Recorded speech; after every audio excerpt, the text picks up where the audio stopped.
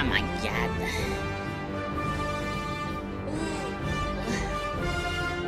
Let's start the stream.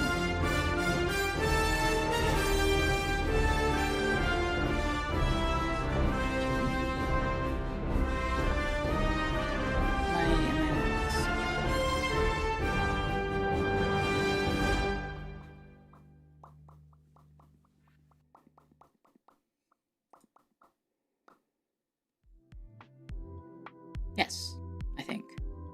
Hi. Hi guys. 6 a.m. start time. It's actually 9 p.m. in the real time zone, not the fake pretender time zone that you live in. I live in the real time zone. Just kidding. Hi guys. Late Clio? Yes, I think I'm an hour late. Sorry, I was asleep. I woke up. I woke up very early to watch the phase debuts and do the pre-show, and then I watched all 5 hours, and then extra stuff as well, because there was the post-stream collab, and then there was also the what was there? There was the song as well. So I did all that. And then I started doing, after, well, I did all that. I didn't do anything. I watched. But that was like 6 hours. I was just like, whoa. Taking stuff in. Urika wanted to raid you earlier. Ah, crap. My bad. Sorry, I forgot to set up the waiting room.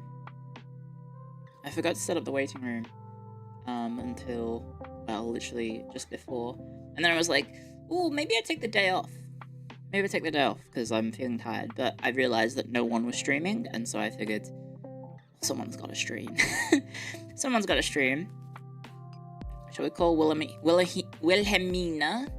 Chili Willy? No, you should just call her Mina. I think is the name that everyone's going with, Mina. She made a whole bit about how you shouldn't call her Willy because it sounds like something else, like a whale from that one film.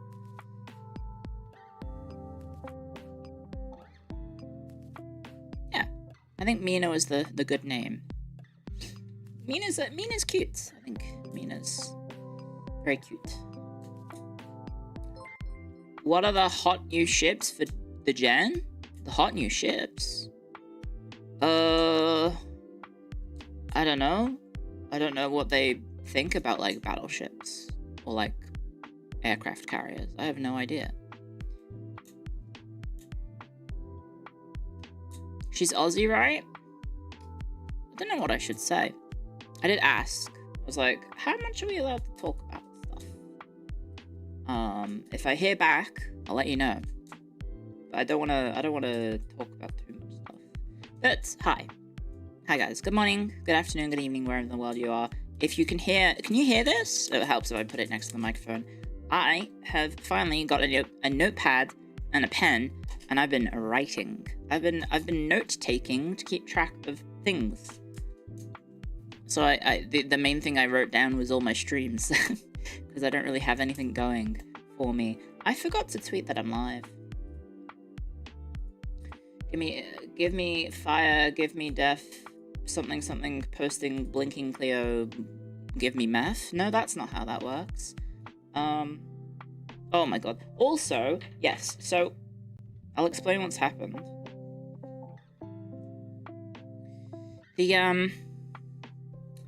Just as I was about to start stream, I look over, lo and behold, the dog that we're dog sitting, did a piss in my room. Just a small piss. Like it just walked, did a small piss, and then left. And I was like, what the fuck, other dog? I thought you were supposed to be house trained. Evidently not, because it's pissed like 10 times in the house over 2 days. Thank you for the super chat, Indominus.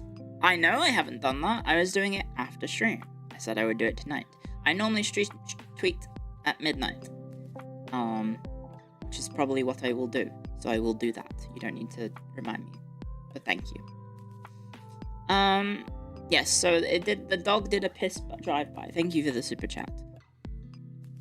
And B Soon, thank you for the other super chats.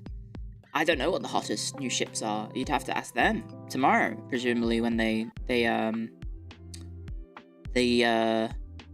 go live, which is, I think the first person going live is, actually, wait, is it? Oh, they're not on the Phase Connect schedule website yet. Are they? Are they? No, they're not. They haven't updated the website yet. So I think some of them are starting soon-ish. Maybe, yeah, I think Nitya would be up first. She streams when I'm asleep, which is unfortunate, which means I'm probably never going to be able to watch Nitya. Because I think she streams at like 4 or 5 a.m. my time, which is pretty brutal for me. So have fun. Have fun with her. I don't get to watch because I'm going to be asleep. Hi, Clio. Have a good one. Thank you. Thank you. Just wake up early. Ooh. Don't know about that one. It was a bit long. I think I need to sleep more. Lately, I have not been sleeping. So, anyway, sorry. I've tangented out of my tangent. The dog did a drive-by piss. I cleaned it up. After I cleaned it up, it's like those leave-in scrubbing things. You leave it in. I guess it's like bleach or something. You leave it in for like a few minutes, and then after a bit, you dab it. Dab, dab, dab, dab, dab. After that, went and made a cup of tea, came back with a cup of tea, stepped in the piss, because, of course, by that point, it had blended in with the thing, so I'm like, fuck! I'm holding a cup of tea, I panic and try and put the cup of tea down without stepping anywhere else, because I stepped in piss. Well, not piss, cleaned up stain, I guess. It wasn't warm. It wasn't warm. And then, as I put it down, spilt tea all over my desk. Spilt tea all over my desk, and then, went, fuck, and hobbled to the bathroom and cleaned my foot, and now I'm back. And then I cleaned up my desk, so that's why I was a little bit late as well. Your dog is flexing on me. It's not even my dog. That's the worst part. This dog isn't my dog. It's not Lottie that's doing this. It's the dog that my roomies agreed to babysit, which is annoying because I think it's a girl. She is quite nice of a dog. Like, she's well behaved. Apparently she's not house trained. Or maybe it's not used to being in this house, I guess. Because she has done so many wees and poos just in the house and not outside. And it's just like, what the fuck? Including in my room now. So I'm a little peed off because I stepped in pee.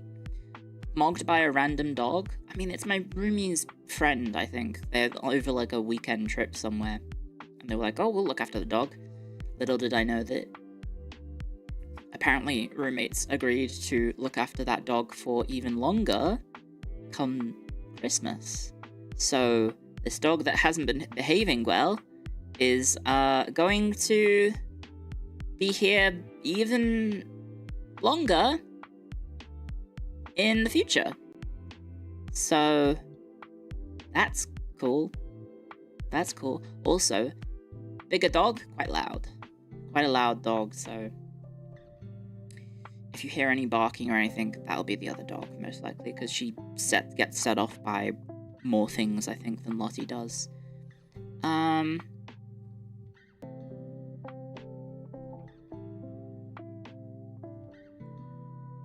You heard it bark a few times? Yeah. So it's a big dog doing a big duck bark. Anyway, yeah, so it's pee on the floor and then cleaning it up and then all over my desk. And then I got a bit on my notepad. This notepad, I think, is from my roomie found it in the house. I guess it was just like an old work notepad she stole from her workplace. Oh, no, I did get water on it. Never mind. But, you know, it's relatively okay. I have my notes down for all my streams from now until the 13th of November, because that is the next... That's like... I have a bunch of streams planned. You'll see the waiting rooms up probably already on YouTube. But on the 13th, we have the next history lecture, and we also have Anno 117 as well. But we have a bunch of stuff to get through before then. Did I catch the Hexstone at the Mothman statue? I didn't, no. I haven't seen any of the Mothman statue stuff at all. There was some stuff shared in the work server, and I was like, oh, that's cool. But I haven't looked at it too closely. Sorry. It was a fun stream. I'm sure it was. It's very strange content. But, yeah. Thank you, the Julia, by the way, for that super chat. Thank you. Thank you. Anyway, yeah, so sorry for streaming, I think, an hour later than I said I was going to. I was asleep. I think I just fell asleep, and then I went, oh, crap, I need to eat food. And then oh, crap, I gotta get ready. Our reputation didn't get better without spoiling it. Oh, okay, cool. Great. Hexstone meets up in a museum? I mean, if you guys want to organize that, I don't know. I feel like I should. It's one of those things where you probably want to have, like, permission if it's going to be a public place with, like, a museum, right? I think the Mothman statue is just a statue, right? So you can easily do an organizing, like, a group event there, but it's gonna be a thing. What am I gonna do on the 2nd of November? What am I gonna do at the 2nd of November? Oh, right, daylight savings kicks in, doesn't it? I don't know. Like a school trip? I've done those streams, it just got me demonetized. And I got copyright struck for it.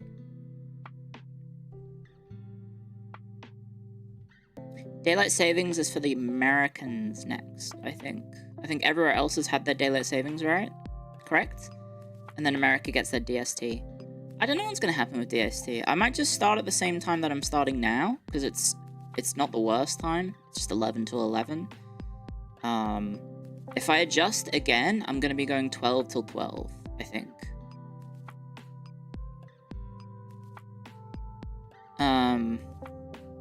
Which is... I don't know. I don't know if I want to do that. It's friggin' weird. Anyway, yeah, sorry, let me just show you the... I guess I can show you the Figma later, but if you haven't seen it, guys, big news for the map gamers. Were any of the FaZe Saga girls map gamers? I don't think so. We had, like, map game adjacent. I think we had map game adjacent, but nothing specifically map gamer-ish. We have Europe Universalis 5 world premiere next week. Heads up, guys. Map, not Mac. Do I have a speech impediment, or is it the microphone? What's going on? Map. World premiere. So there's, like, I think 10 streamers who have world premiere. I'm the last one on because I live in Australia. I live in Australia, so I'm last. So if you missed all the other stuff, you can maybe check out my stream. So that is... Do I have the waiting room up? I think I do. 1st of November, 11 AM. Shouldn't you be first? No, because what's the embargo date? The embargo time is like 6 PM European time. That day. So I am going to be asleep when all of that happens. I think the embargo time is like 3 AM my time. Same week with the CK3 DLC. I'm probably not going to be playing that at release. Although I've heard good things. I've heard good things about it, but I'm going to be focusing on other stuff. So a lot of the prep that I've been doing off stream is literally just me playing, like trying to consume as much EU5 as possible, to learn the game so I don't look like an actual friggin' idiot. Because it's complex. It's very complex. Also, it's a long game. I have on the full version of the game, I think it's like 20... I think I have 27 hours into the one full campaign. And I'm in the 1500s, like early 1500s. So it's a long game. It's a long game. It's a big game. It's a long game. I have no idea how it's going to go. I hope the performance holds up. I've heard some things about late game apparently being very rough and crashing, so hopefully they can get maybe some last minute performance upgrades. But hopefully it's okay. Do the AI move around the map? I saw some people complaining about AI being passive. In the game that I've been playing, the AI is not passive. I got France invading Italy, I got France invading the Dutch, I got France invading Germany, I got France invading Spain, I got all the I got the North Africans invading Spain. I've got what is it? Bohemia owns land in Italy and on the Mediterranean coast, and then also in friggin' the Baltic Sea as well. It's crazy. About 300 years early for France to be doing that. That checks out. Heyo. But yeah, Mediterranean or the Adriatic? I mean the Tyrrhenian Sea. Is it Tyrrhenian Sea? The sea that's off the coast of Liguria, because they own Genoa. Like, the actual city of Genoa is being controlled by Bohemia in my game. Tyrrhenian Sea or something? They wouldn't own the Adriatic. I'm controlling that. I'm playing as Venice. By the way, spoiler alert, that's what I'm playing in the premiere, the world premiere. I'm playing Venice.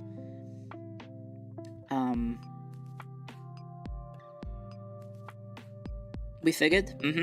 They asked us for nation picks. I said I'll play Venice or an Irish minor nation and get dumpstered, and they were like, "You can play Venice." But also, like, I think Venice is getting played by like a few people. Anyway, sorry, that's next week. We also have Battlefield 5. I have another sponsor stream for Battlefield 5. I'm 6, sorry, not 5. I also have the NVIDIA watch-along thingy-mabob. I think that's still happening. I haven't heard back about it, but I've got it down on my notepad. I also have Total War Pharaoh, so it's Creator Clash. Next week is Creator Clash, or whatever it's called. Total War Creator clashing stuff. So I'll be playing Total War Pharaoh, and then afterwards I'll be having a 1v1 in Total War Pharaoh. So, Era's Clash. Thank you, that's the name. And then I think I'm allowed to tell you that the embargo date for EU5 is the 3rd of November my time. So the 3rd of November is when I'm able to play EU5, and then I think it opens, like, that's 2 days early, I think. So get ready for a lot of EU5 the week after, guys. Just a heads up.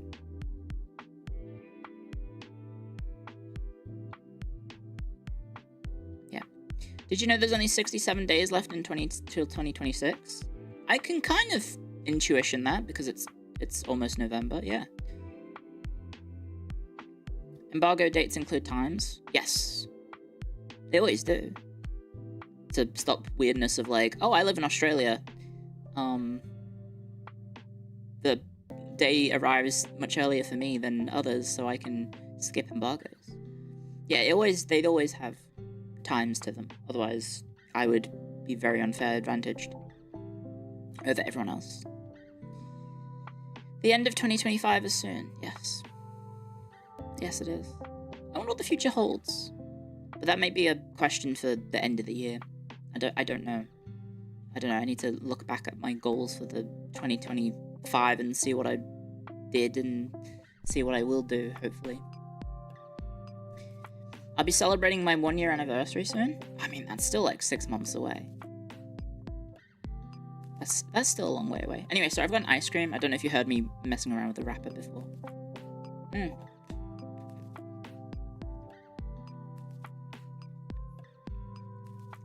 Yeah, it's 6 months. It's crazy. Like, it's really awkward because I realized that the phase half anniversary will be the day that I get early access to EU5 for streaming. So I'm like, oh, guys, did we have something planned for this?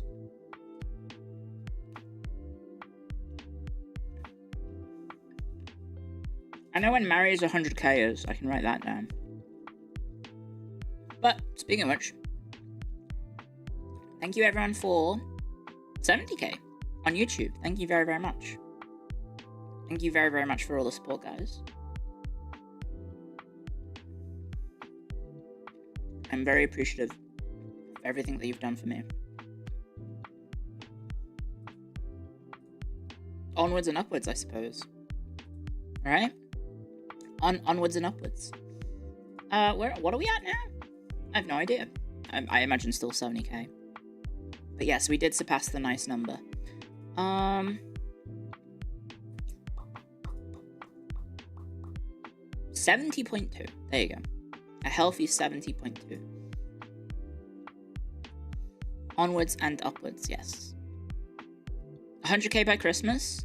I think I would need to accelerate just as much as I accelerated from debut between now and then, so I don't think that's possible. I would need to start putting out a lot of events, I guess, to get people interested. I don't know, I guess maybe spamming shorts would help.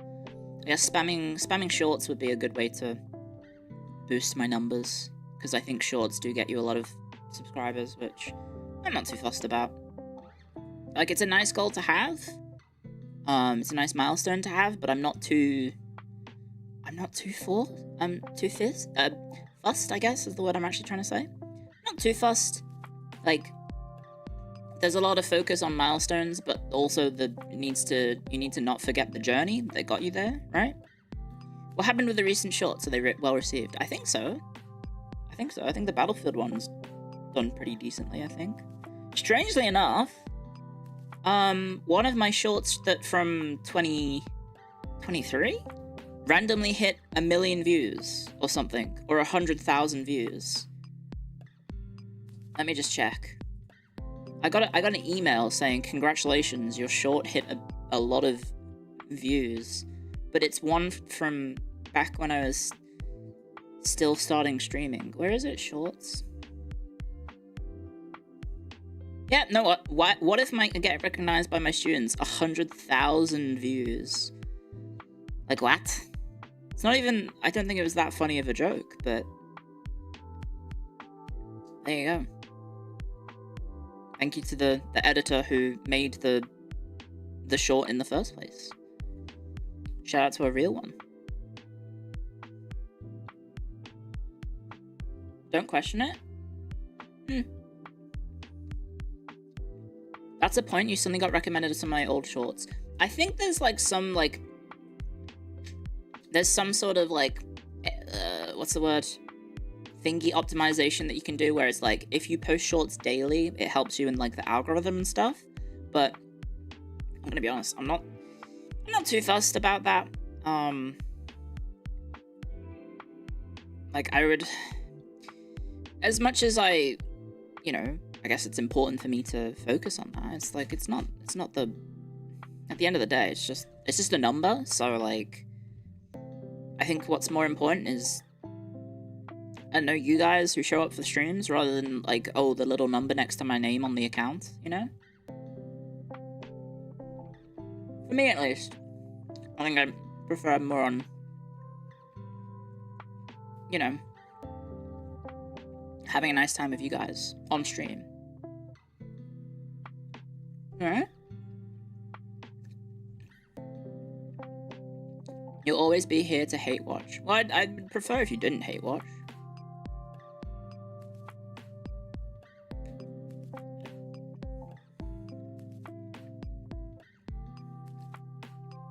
But yes, guys. Big news for fans of little men walking on maps, because we got a lot of little men walking on maps in the very near future.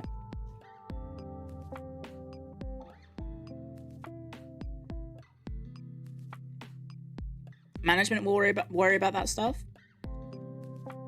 You say that, but like I haven't heard, like, honestly, like, I don't know if it's phase invader privilege or anything like that, but like, we haven't really had, like, I don't think I've had any, like, comments from management being like, hey, growth is not fast enough, you have to do something about it. No, like, they're pretty chill. Like, I don't know. Like, don't think that's just like an important thing for FaZe, really. Like, I'm sure there's, you know, there is importance to the follow accounts and stuff like that, because, you know, nice milestones to aim for. But yeah, I don't know. I think it's a pretty chill company, and it's like, you know, we don't need to worry about it too much.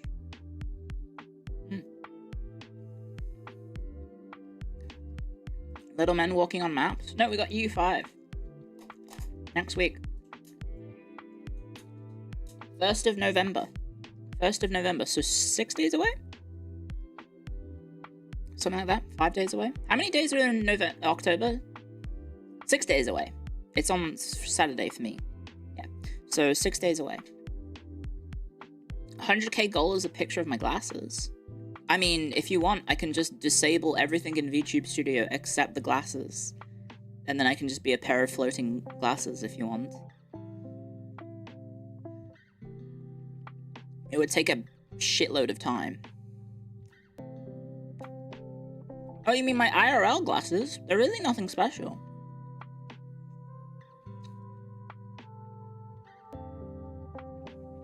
Feet? No. Sorry, I'm not gonna do feet.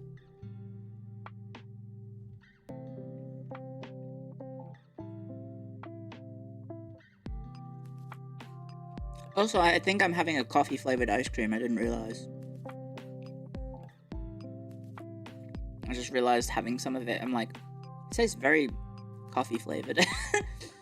It's not the worst flavor, but... Oops. Spooky hag? Wouldn't you prefer sporty hag?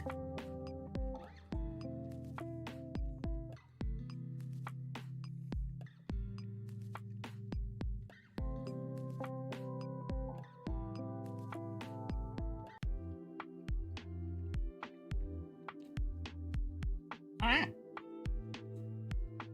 Why not both? Spooky sporty hag? Eh.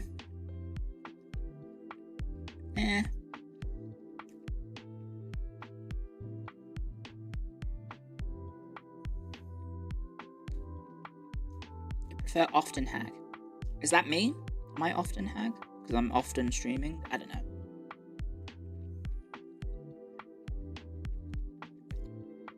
Speaking of which, I wonder how much I've streamed so far this year. I guess YouTube does allow me to like just tabulate that, I think. Very easily. I think Twitch does too. I would have to go back and check. Are you still fit nowadays? No. I need to check how unfit I am eventually by going to the gym again, but yeah. Disturbing amounts. Oops.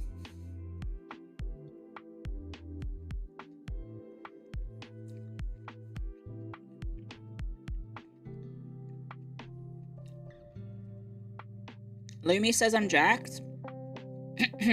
Yeah, I'm real jacked, guys. I'm fucking ripped. Yeah. How would she know? I was wearing big baggy clothes when I met in Canada, because it was colder than I thought in Canada. So I wore like oversized clothes because that's all I had that was suitable for the weather. Because I was an idiot and I packed for summer.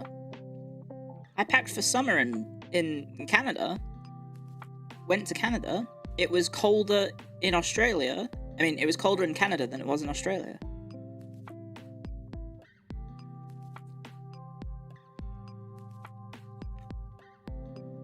How much do I squat?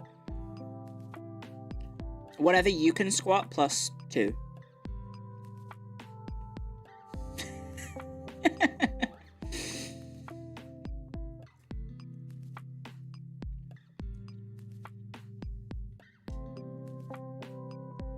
So 2 then? Yeah!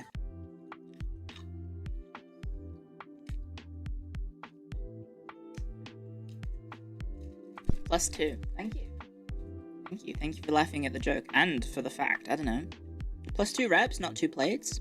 Plus 2 kilos. Or lubs. Whatever your preferred weight distribution is. Someone asked earlier, or I think someone did ask earlier, or said earlier, about the Arcanite stuff. Don't worry, I saw it.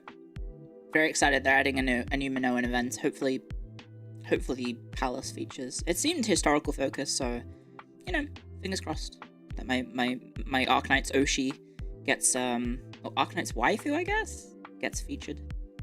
Very excited for that. I should check in Love You. What? Playing the new CZN gacha? I haven't. I figured I should probably play Slay the Spire first before I play CZN, right?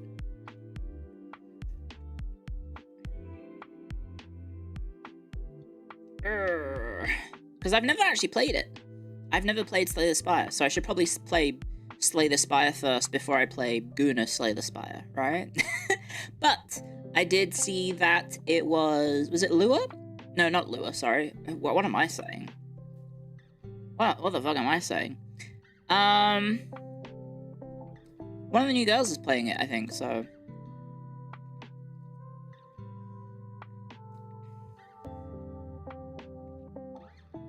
Guys, we're gonna edit that one out.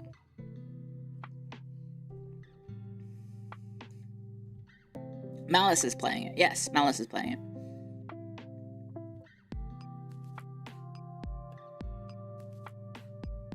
Slay the Spire is more enjoyable. I mean, it's the original, right? Well, I guess is it the original? Did Slay the Spire innovate the deck building game genre? Because I feel everyone talks about it, but I don't know. Did something come first? Or is it just... Was it first? I know everyone kind of talks about it a lot. It perfected it, right. BB had Arknights in their box? I did see that. Very good.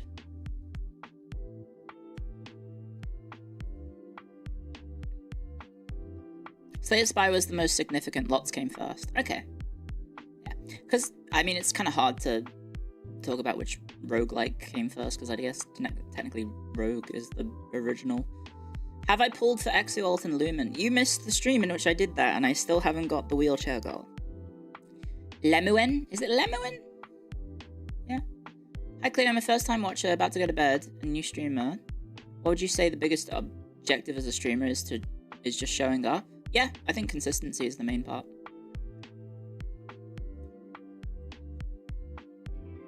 Lemon Pity? What's the time? Has daily reset today? Resets in like 20 minutes. I think I need to do one more manual pull, and then daily should get me to 300. And then I'll have maxed out Exu, and I'll get one Lemuin. Fuck. One more challenge mission for your medal. I forgot to... I was doing some of the stages when I was watching the dailies. I was watching some of the not the dailies, sorry. I was doing my dailies. During the debuts, I was trying to, whilst watching them, play the Arknights, like, challenge stages. But then I didn't end up. How much did I blow on the banner? I think $80. I think $80 is how much I paid, which is not the worst, but it is the first time, I think, in a long time that I've had to spend money on Arknights, so I was like, ooh. Ooh. Ooh. Bit painful. You have spent $1,400 on Azure Lane. Look, if that's what you like, if that's what makes you happy, spend the money on it.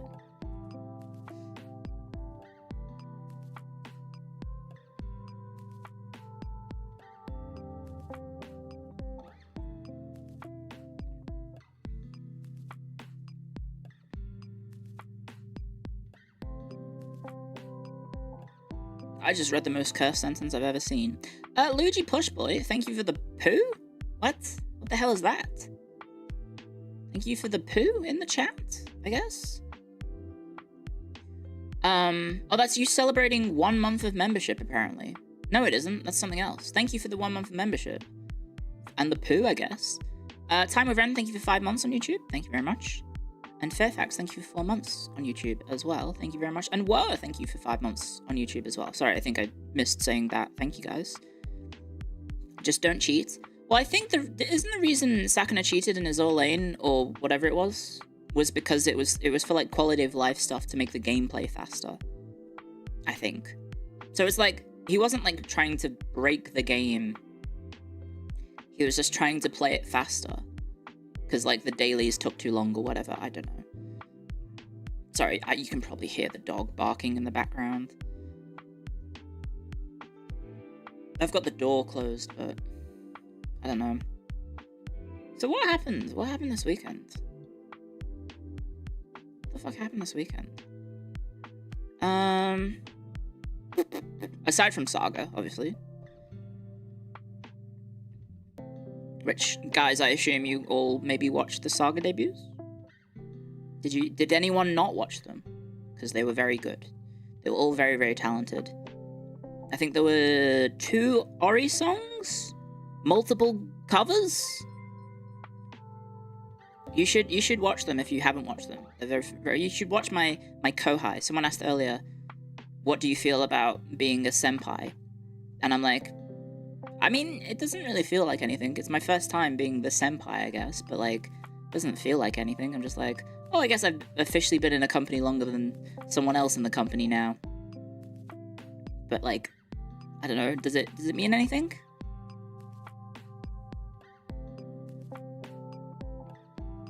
She skipped a lot of what she prepared. I think when you, like...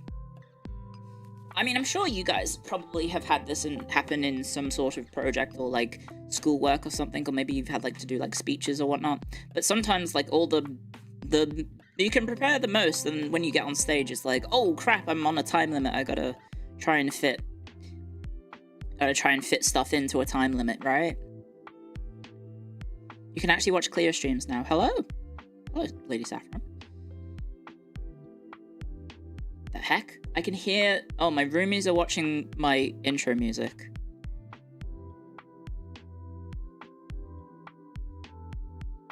What the? What the heck?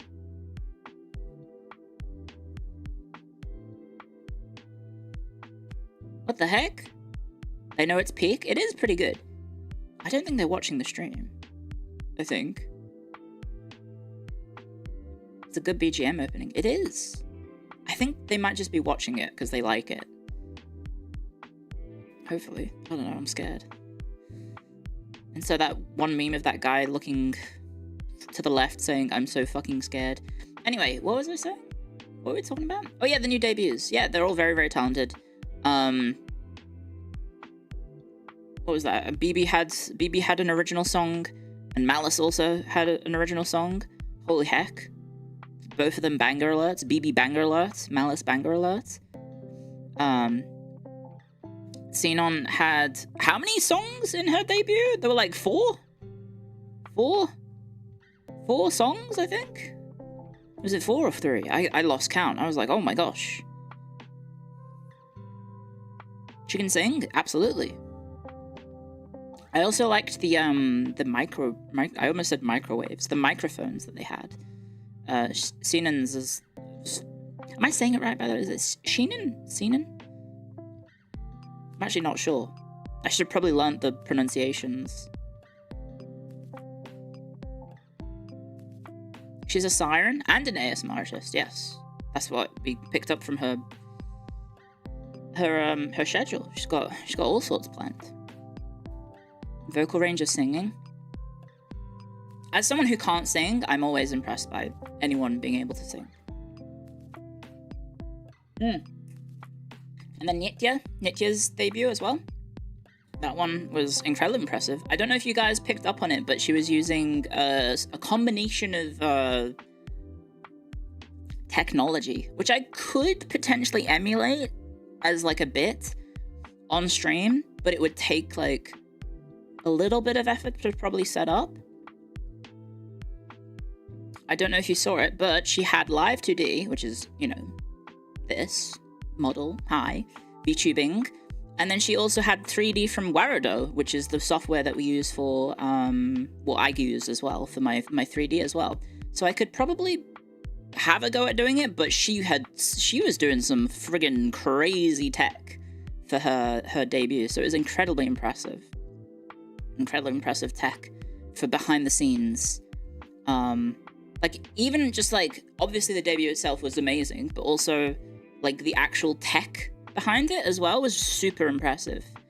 In a sort of, like, I don't know, inside baseball-esque of, like, behind the scenes of, like, being a streamer and understanding kind of how these things work.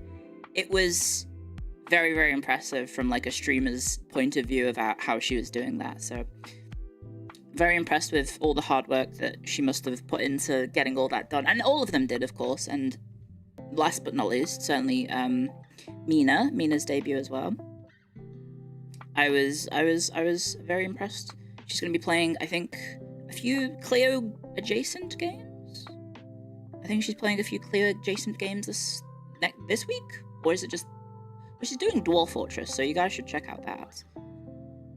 She's doing Dwarf Fortress. She knows her swords. She does. She definitely knew they were all swords.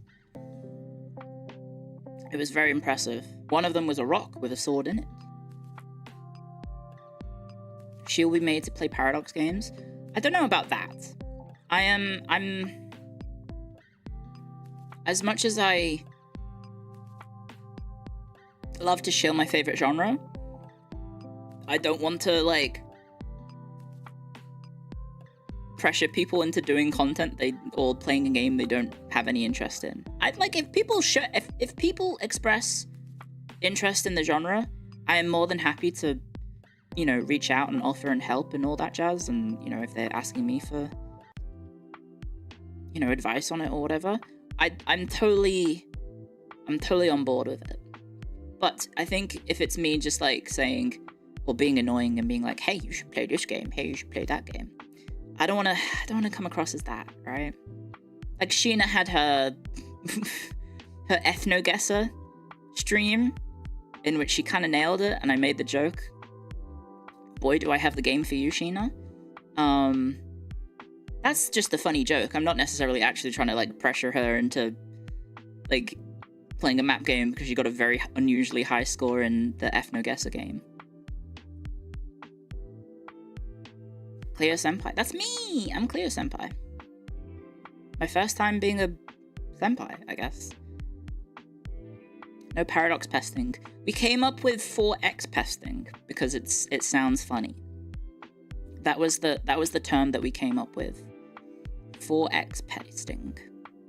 So I haven't been 4x pesting for a while because it's not very nice. Any lore on the iScar? I got into a fight with a book, and the book won, and I got a paper cut.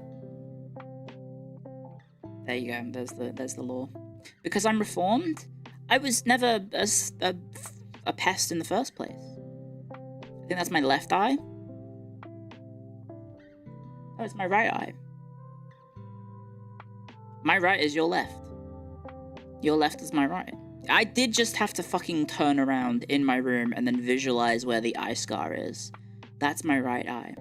God, that's embarrassing. I can't imagine myself in 3D spaces. I have to turn around. Hold up the hands? Yeah, do the L. Left and right. Oops. Stage left eye. Yes, if you're facing me, it looks like it's on the left, but it's actually the right. I had to deal with that recently because I set up my friend set up a 3D model for me in VR chat. So now my 3D model is exported to VR, which has resulted in all sorts of technological mumbo jumbo that I don't get. But then I went into VR chat to test out the model, and I looked in a mirror, and the eye scar was on my wrong eye because my whole model was flipped. My whole model was flipped, and it was completely wrong. It's impressively... I don't know how it did that, but I guess VR chat, when you, like, flip... When you look in the mirror, it, like, mirrors it and then flips it at the same time. It's really weird. So, like, I was oil-see. I was oil-see, not Clio. It was very strange. Very, very strange. I don't know why it does that. VR chat collab soon? Well, I probably shouldn't say what it was for, but yes, VR chat probably in the future. I don't know how much I'm allowed to say. I don't know how much I'm allowed to say yet about various different things and projects. But there might be stuff in the future. Mayhaps. Grackle, thank you very much for joining the membership, by the way. Welcome to the Historians. Finally 3D Clio again. I haven't done 3D in a while. It's force of habit. Force of habit is I open my stream, I launch the stream, and then I beep boop beep boop beep boop, and then before I know it, I'm in VTube Studio loading up the model, and then I'm on stream, and I'm like, oh crap, I forgot to friggin' do the thing. Also, you know what I forgot to do? I forgot to tweet. I don't know what to tweet.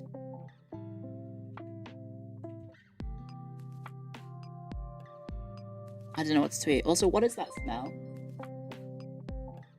There's a really bad smell that smells like dog poo.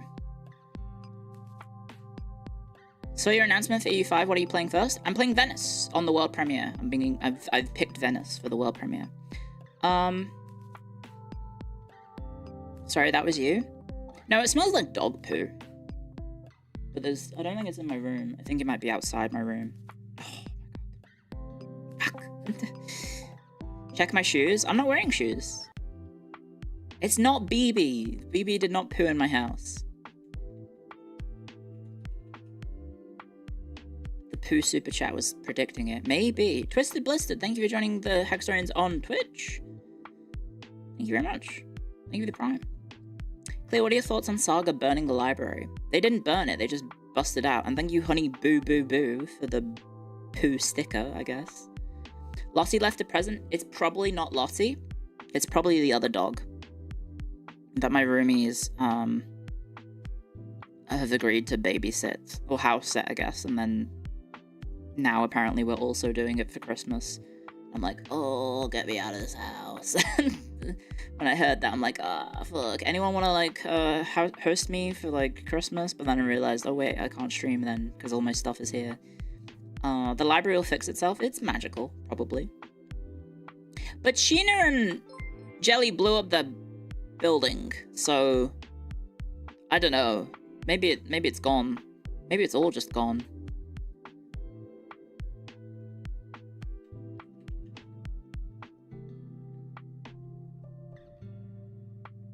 You sound like you smoke 10 packs of cigarettes a day?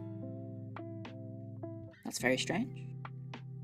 That is a very strange thing to say. Thank you for the super chat, Victoria. Your blind ass took the wrong train on a Sunday. Rip. I'm sorry to hear that. Sorry to hear that.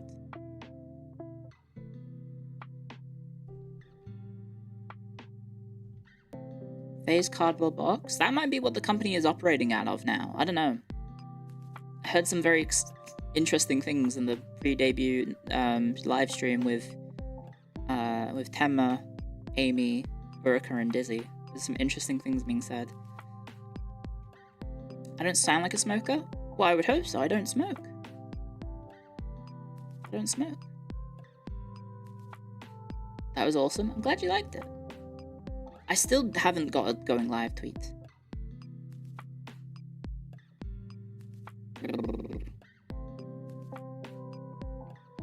Can you afford it? I can now, thanks to streaming.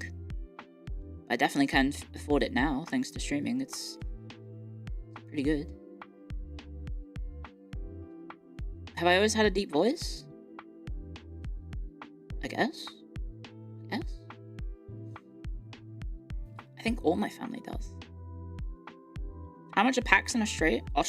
I don't know. I don't live in Austria. I live in Australia. Have you always had a raspy voice since birth? I guess. I haven't really noticed. Because I sound cooler in my head. I'm sure you guys all have that experience in life, right? Is that you sound in your head, you sound a lot cooler. It's like head voice or something. I think that's the phenomena it's called. In your head, you sound different to how you sound IRL. so I don't hear it at all. I don't know if I don't think I have a raspy voice or a smoker voice. I don't know. Maybe I should start smoking. No, I'm not gonna smoke. 2 of my uncles had lung cancer, so I'm not gonna do that. No, not lung cancer. Did I say uncles? I meant grandparents. One of them had lung cancer. I don't know about the other. Jerry smokes enough for everyone. I don't think Jelly's been doing the smoking bit for a while. It's not like the best. Disproportionately wise. The only thing wise about me is I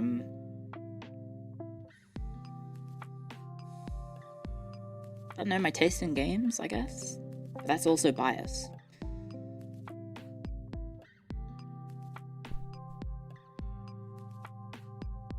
It could be the mic, because I have a Shure SM7B, which is it kind of bass boosts your voice a little bit, I think. Oh, sorry, I'm moving the microphone.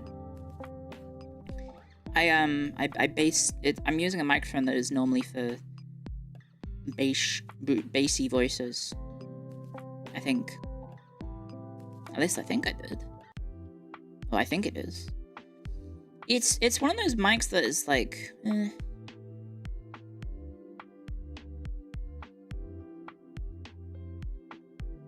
It's one of those mics that is like very highly recommended, but then you look online and it's like, what are the recommended settings? And it's all for like very deep voices, and they're all like, hey guys, I'm a Valorant podcaster, blah blah blah blah blah blah blah. And so I don't know if those settings really work for you, but, or for me, I guess. I don't know. It's annoying to set up a mic. Yeah, it's one of those things where it's like, you should probably get microphones that suit your palette, but then how do you know what suits your palette? YouTube only stream? Yes, sorry. It was 9 PM when I started, so. Clio bedroom voice? I think I've done that on stream once. There was a stream I had pre-phase in which I was really sleepy, but I had to stream that day. So I kind of like rolled out of bed. And then I was like, hey guys. Blah, blah, blah. Like sort of croaky, I guess deeper voice. I don't know.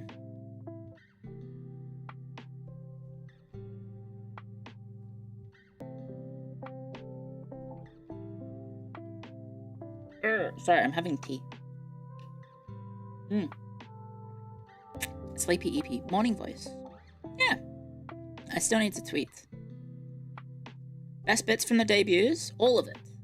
It'd be a shame to pick one specific bit.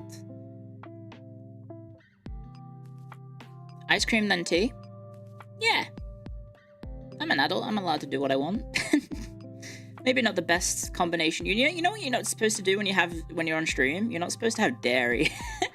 And yet here I am having ice cream and then tea with milk in it.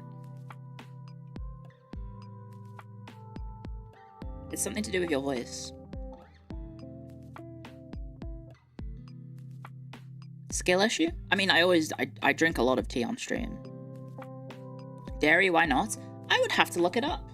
Why shouldn't you drink dairy before public speaking? Oh, go away, AI mode. Not interested. You shouldn't drink dairy before public speaking because it can lead to increased mucus production. Meaning you'll need to clear your throat more often, which is a distraction for both you and your audience. You get milk voice. Soft drinks cook your voice. I don't really drink soft drinks. Gets you the phlegm. Yes, the phlegm. I guess it does. I've never noticed.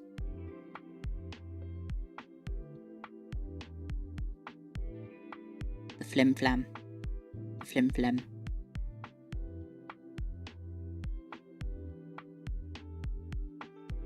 Lactose intolerant hag? No, I think that's for everyone. I think that's just a fact for everyone, is that drinking dairy does affect your mucus production. which is why you always should just drink water, like small sips of water. That's always the, like, you shouldn't do big gulps, it's only small sips, is what you're supposed to do. When am I going to play Vicky 3? I don't need to play Vicky 3, I'm playing EU5, and I will be playing that world premiere, guys, next week, in 6 days. World premiere. Drink water? Yeah, you should drink water. Have small sips of it. Did you see all the stuff about Coke Zero? I mean, I say stuff, but it's like, I think one study, apparently, like, drinks, like, Coke Zero and whatnot, like, tangle the proteins in your brain or something.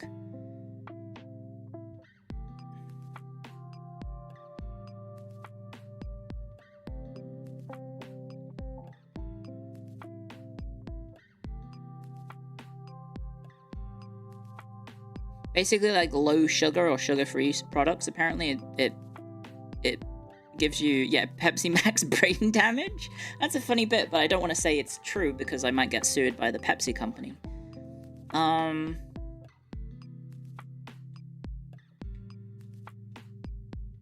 Everything is bad for you in some way. That's true. That is true. Everything in moderation, including moderation.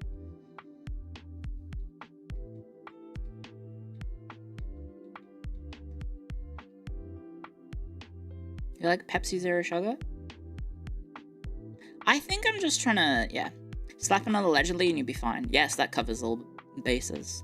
Allegedly. Allegedly, streaming for 12 hours every day is bad for you. Speaking of which, I need to make my schedule for next week. I do need suggestions for a stream Wednesday during the day. Is it Wednesday? Thursday, actually. Thursday during the day. I need suggestions for a stream during Thursday during the day. We want Henry. I've got Henry scheduled for tomorrow. And then Tuesday? I might need to move Tuesday, which is currently Final Fantasy Tactics, because I got invited to something, and then I realized, oh wait, I had moved my stream to that, so I don't know. EU4 and prep for EU5? Well, the thing with the EU5 stream, it's only 8 hours. I'm only allowed to do 8 hours max. So I'll still have 4 hours of stream afterwards that I get to play the game.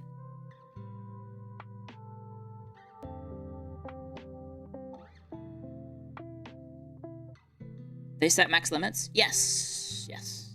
Why the limits? So people don't just do it for, like, forever. They don't just, keep playing the game.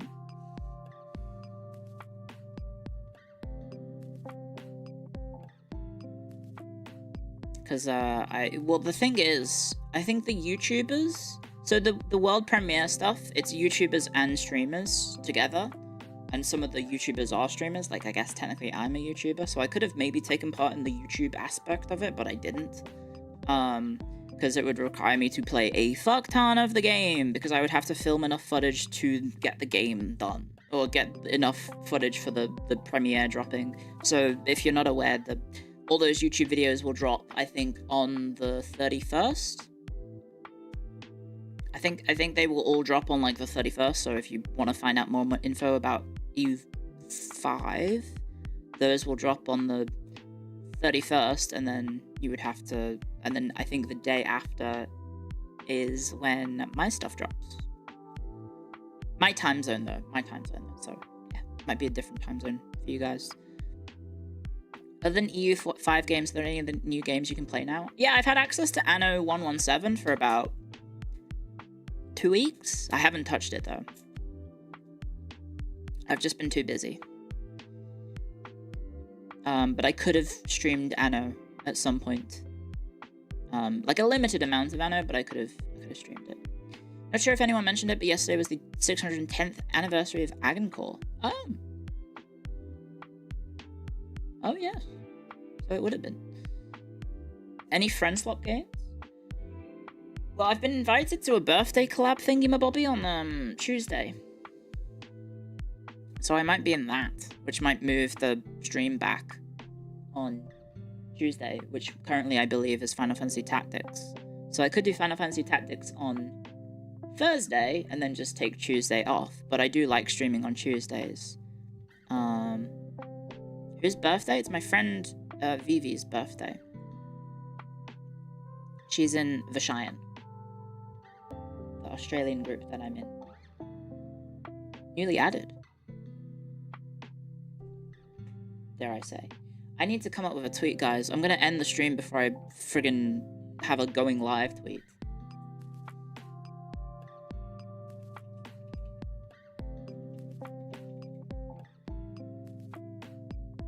Me, if I was at the Battle of Agincourt.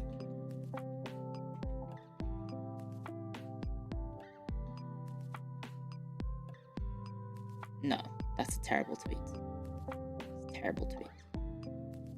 Stuck in the mud. Make an arrow to the knee? I don't think they got shot in the knee. I think they got shot everywhere. Win the emu war? We're not at war. I think emu populations are under control. Do you usually stream at this time of day? I'm normally ending my stream around this time, I think. Regular streams. But for evening streams, I do stream around this time, yes. What about the rabbit population? Oh, we're not going to do that. We're not going to be able to beat that. They fuck too fast. They breed too quick. Rabbits are insane. They're the apex predators. I don't know.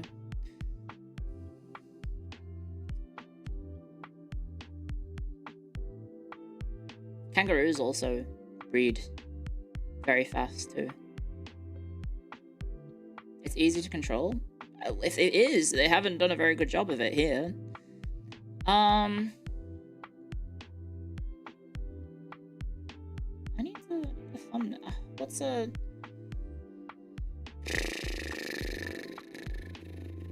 predators don't breed? I mean, I was talking about instead of predators, bred as in breeding.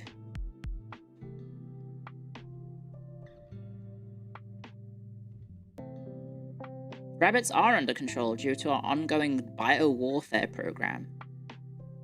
We get special exemption from all the treaties. Oh, really? I heard kangaroos eat edible, is that true? Yes, I think we're the only country in the world where the two animals on our country's crest of arms, or coat of arms, or whatever, we actually eat them. So you can eat emu and you can eat kangaroo. I don't think I've ever had emu, but I've definitely had kangaroo. Kangaroo is very yummy. It's a very lean meat, so if you want a very low-fat meat, it's pretty good. I don't think it's as good as chicken in terms of protein. Like, it's probably not gonna beat chicken, but it is still pretty good in terms of like leanness. So it's fairly clean. It also tastes nice. Yeah. Have I eaten crocodile? I think once. I think I've had it once. What's the weirdest thing I've eaten?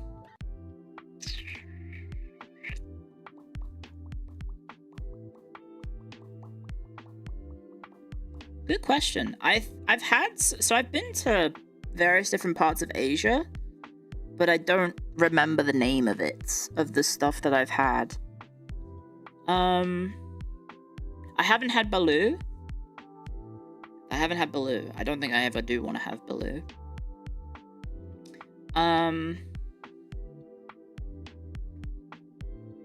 What's the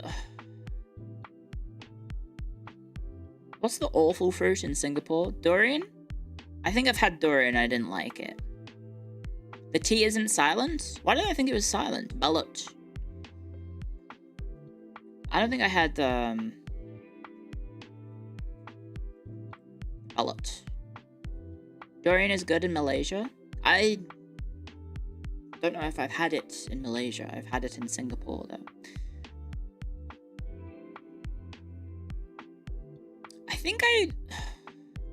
I mean, there's probably some stuff I've had in Japan, which is probably not, I don't know, great. Sakna was, when I was in Canada, he was trying to get us to have various different Chinese places because that's all he took us to. So there was a few Chinese cuisines that I'd never had before. There was the chicken feet. I don't think I'd ever had chicken feet before then. So that was an interesting taste, I guess. Chicken feet are nice. Did you get to dim sum? We did go to a dim sum place. And there were some interesting things in that place as well, which I think that was my first time going to those.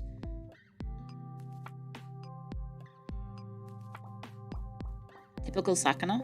He's just like, you know, like his recommendations just so happen to be the cuisine of his ethnicity, I guess? What a surprise. The Chinese man recommends Chinese food. And it turns out that, like, Vancouver is, like, super duper Chinese, I think.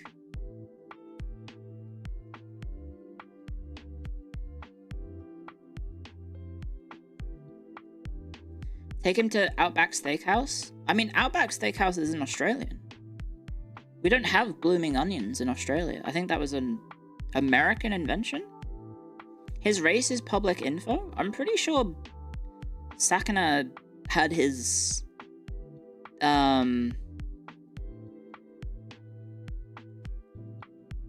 Sakana had his what's this called? His LinkedIn on the website. So I think people know who Sakana is.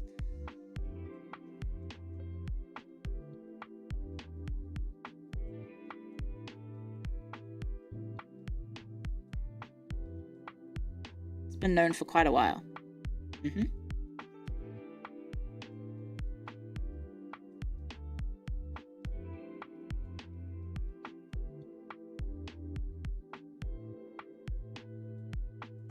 He's also there at the cons. Yes, he is. He uses it as an excuse to travel the world, I think, by going to the cons. It's an open secret. I don't think it was really like a secret. He's just... He is him. Are you a fan of lemon chicken? Probably? I can't remember what it tastes like. I'm gonna guess it's chicken and lemon. It's all a ruse, a Rooney ruse. I would be very surprised if it was a ruse, because I've been using his name for contract stuff. So I would be very worried if all of a sudden I've been committing contract fraud by putting down his name for stuff like the copyright disputes on YouTube, for example. I might be in a lot of trouble. You are more British than Australian. I mean, if you want the context, I'm actually Irish, but I moved backwards and forwards between Ireland and the UK, and then I moved to Australia. So I'm Australian via naturalization, not by birth.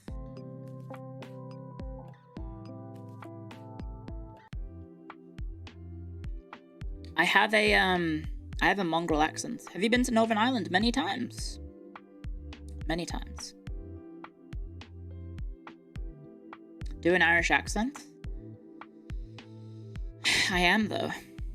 Sorry. I'll have to betray you when Everton versus Sunderland happens. That is impressive for someone to publicly admit to being a Sunderland fan.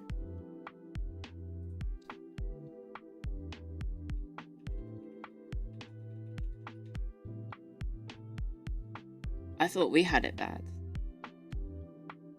But we do have Jordan Pickford, so you have to like me, I think. He's a Sunderland lad.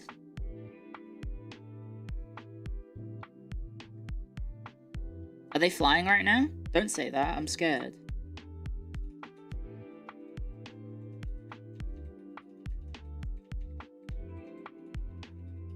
Can teams stop doing well? Can we do better, please? Sunderland is second on the table? What the fuck? How'd that happen? That's not... You're supposed to be a relegation target. What the fuck? They beat Chelsea at Stamford Bridge? What the fuck? Oh god, then we're facing them in Sunderland. At the Stadium of Light. Ah, shit.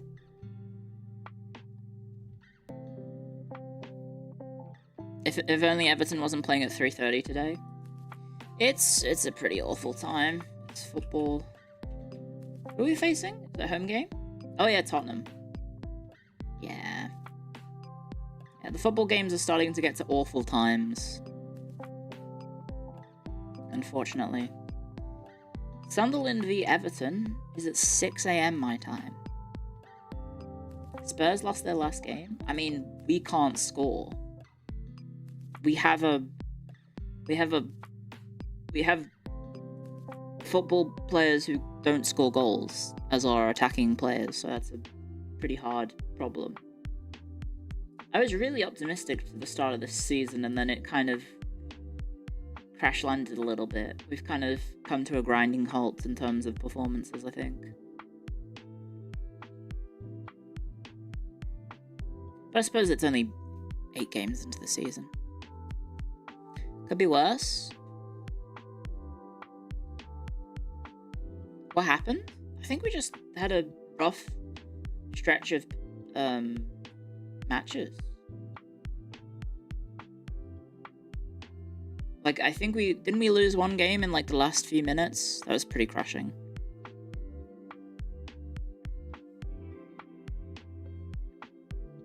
It's like putting nuns in charge of boosting the population. Yeah.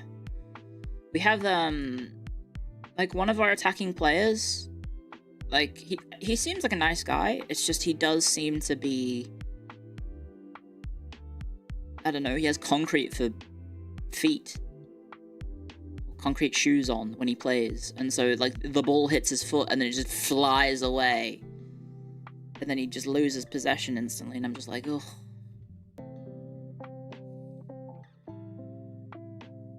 It's rough. It's very rough. I want them to do well, but I don't really have any faith with them.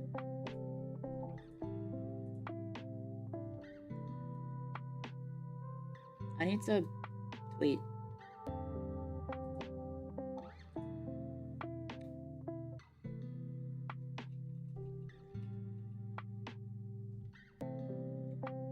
I've been live for an hour and 17 minutes. I still haven't tweeted.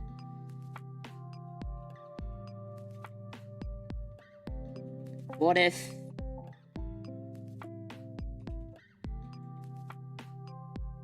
your feet were hands and your hands were feet? No, that sucks. Just tweet something about what? Procrastination over tweets more than going live? Going live is easy. Going live is very easy. At least we're not Liverpool and lost 4 in a row. That's true. That is very true. Isn't it like the 4th time in history that the defending champions have lost 4 in a row? Alanton, thank you for 4 months on YouTube. Thank you very much. And, Teo? Is that how I read your name? Did you notice the Toonie Vampire had a real-time clock on her stream? That's probably the most useful feature a VTuber could have. I'm sure it is. I don't think I need it. There's a clock in the corner of my screen. It says 10:18 p.m.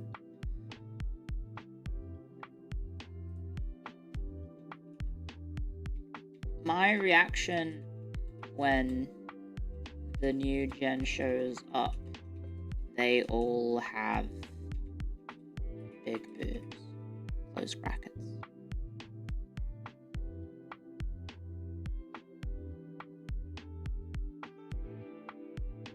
That's a terrible going live tweet. But one.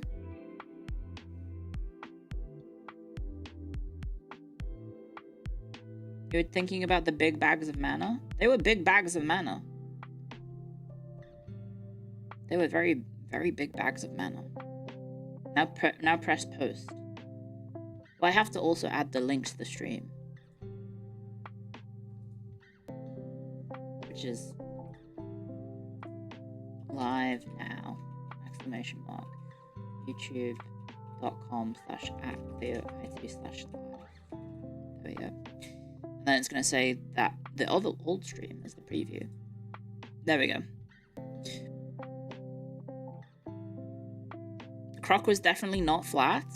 Yeah, no, Nitya has like, or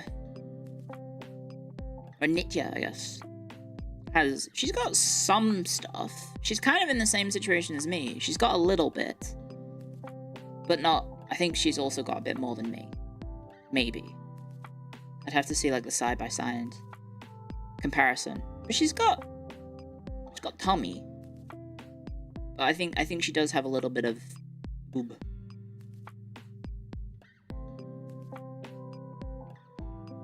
Expert Clio. Oh, X-Pest. I'm not an X-Pest.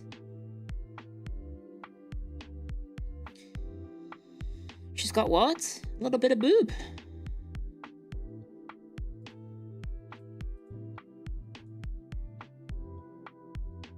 There we go, I tweeted that I'm live. X-Pest would imply that she stopped. I am not a pest. I think I'm not a pest. Am I? Vampires are quite Titanic. She also has the friggin' voice of a... I was gonna say angel. Holy heck. I did like that both of the Ori songs that they put out, BB and Malice, they had, they mentioned Phase Connect in the lyrics, and I did the pointing Leonardo DiCaprio thing. I was like, also known as the say that again. Malice song is a banger. Yeah, BB song is also a banger. Nitya's cover was very cute. Very cute cover of All Star, and then Shinon had like crazy. How many songs was it? 3, 4? Very, very talented. And then if you haven't seen it, they had the group cover as well, which featured everyone. So even because I think Mina didn't have a song in her debut, but she was in the group song. So there you go. They all sang very, very well. Much better than I can. Are you going to... Oh, what do you think the score will be? I mean, I hope we win, but I'm not very confident. Yeah, we were just talking about it. Alice's Victorian-esque tuney accent. She was very tuney, wasn't she? But I suppose that comes with the territory of being a vampire.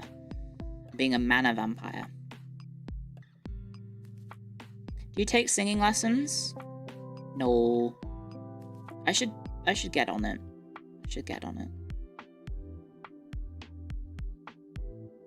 It's just not like a priority.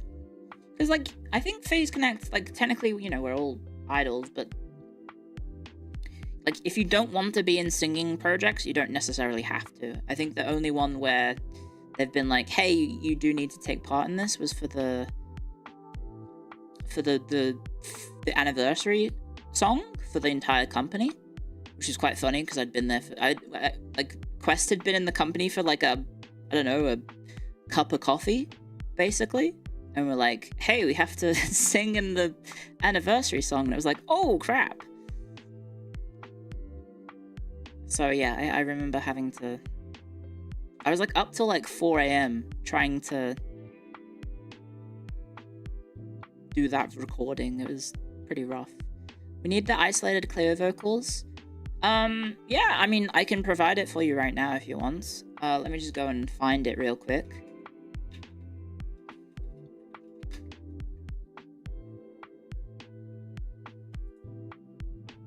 Okay, youtube.com. Sound of a cat dying. Press search. Oh, here we go, guys. Here's the isolated Clio vocals. If you want to hear it.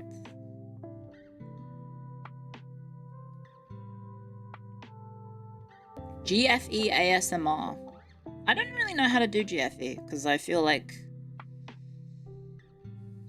Unless the F is, like, failure. I don't know. Girl failure experience ASMR. What about teacher friend experience? I don't know.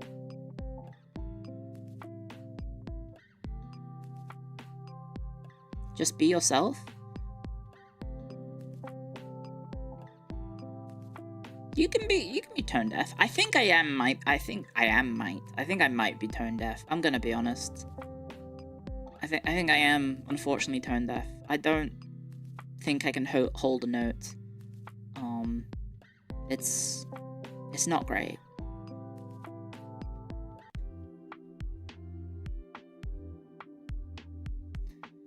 I do have some ASMR videos in before Clio IT voice pack. I had one for my birthday. If you missed it, then you can't get it, I imagine. But you did miss the birthday voice pack.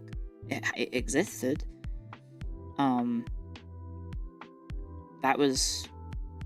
That's all been there and gone. There might be stuff in the future. There may be voice packs in the future, which I can let you know about. But I don't know if there's anything solid yet. Don't know how much I'm allowed to say.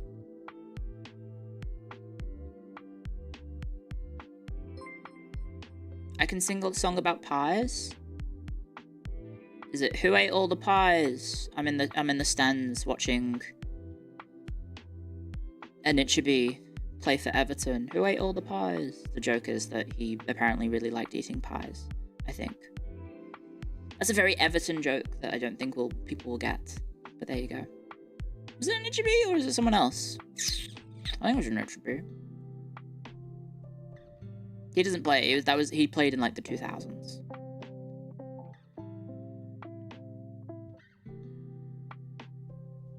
Don't think many people get Everton. Yeah, you contract Everton normally by birth, unfortunately. So it's it's a genetic disability. How often do you do history teaching streams? I wanted to try and be more regular with them, but it turns out I stream a lot and it takes a lot of effort to make those. I mean, I already knew that. So I've been pretty slow about them. The next one is in 2 weeks, though. I will be doing one in 2 or 3 weeks.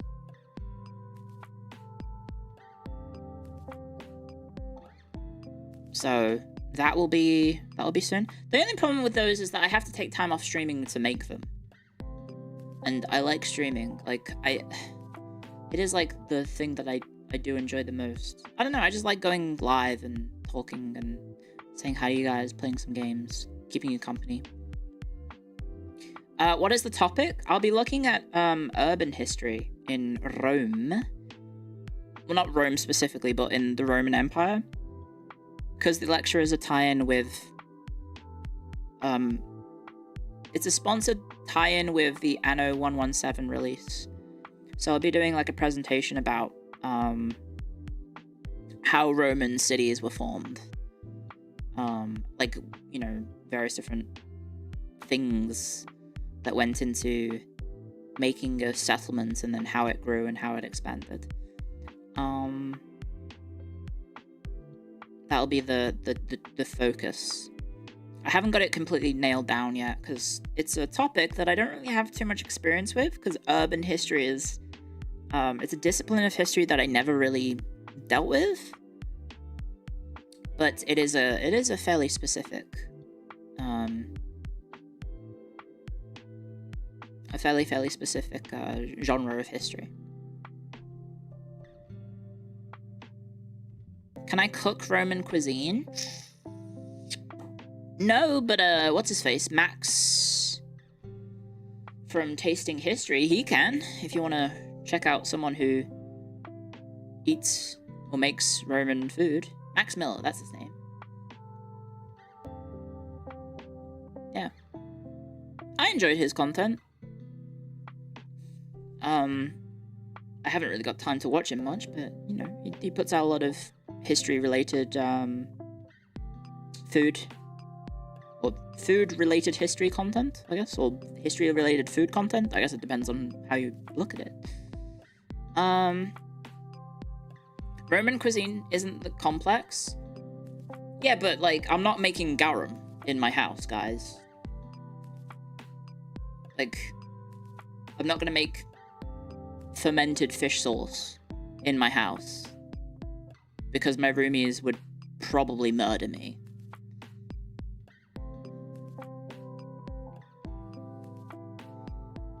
Why not? You work for a fish? That's why you leave them outside. Yeah, I don't know if you know this. I live in the middle of nowhere, Australia. The animals would get it. There's all sorts of animals that would probably come along and just, like, smash it open and then try and get at it. That sounds like something that someone was making garum all day would do.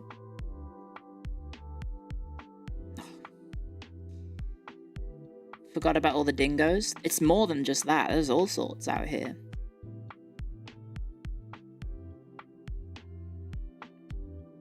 Knowing Lottie, she'd probably even smash it open and try and get at it.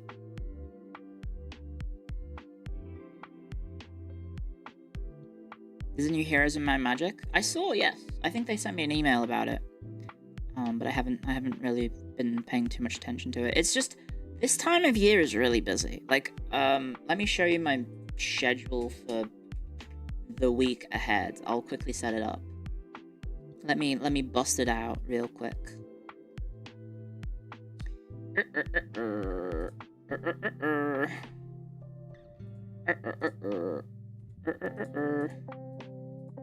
Oh, that is not right. Let me just change the time. Because I don't know if I'll be doing evening streams. Well, I might be doing a stream that gets split in two, and then I could do an evening stream. Start of the week is the 27th. There you go. So this is...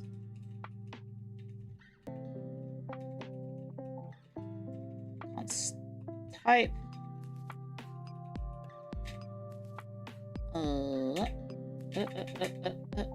And then let me change this all to multi-streams.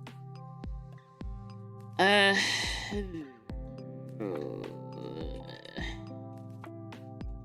I have this down as what? Final Fantasy Tactics. I'll type out the full names in a sec. Thursday is nothing yet. Friday is Battlefield 6. This is EU5, and then this is what? What is... Oh, it's a regular stream, so I can have whatever. I'll just do that.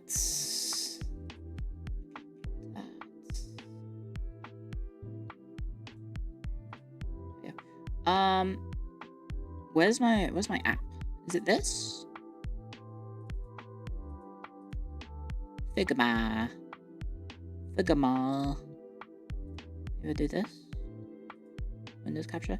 There you go. This is my schedule for the week.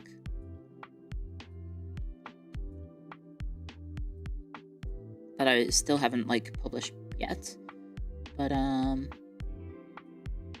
this is what it's gonna be like. I need to finalize it a little bit. But we got all sorts, so KCD2, Mace to Face, Final Fantasy Tactics, can't spell, the Ivalice Chronicles. Is that not recognizing? Well, yeah, it's a proper noun, isn't it? Preparing for era clash. And then Thursday, actually, technically Thursday is a 2-day stream. Sorry, let me just very quickly change that, because there's something at 7 p.m, I think. Which is 19 o'clock, correct? I don't know if it's happening, but NVIDIA... Hashtag ad. NVIDIA watch along, I guess. I don't know what to call it. Something like that. Stream title is the best of the series? Yes. Well, we need to think what I do. So, like, Thursday, what should I play? Oh yeah, technically EU5 should be 2 streams as well, because afterwards I have to do a different stream. So if we're starting at 11, if I am playing the game by 1, then, not 1, 12, then 8 PM.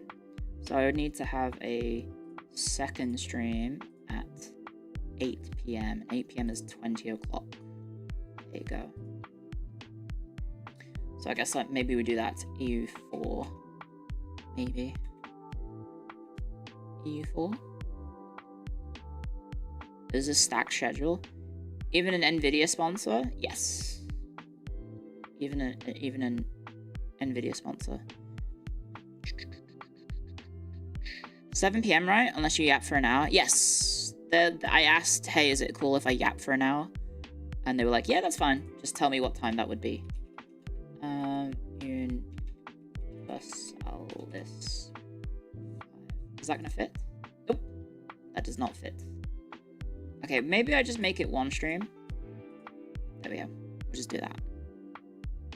Should we do the Roman numeral? I think the actual full title is Roman numeral, so we'll do that.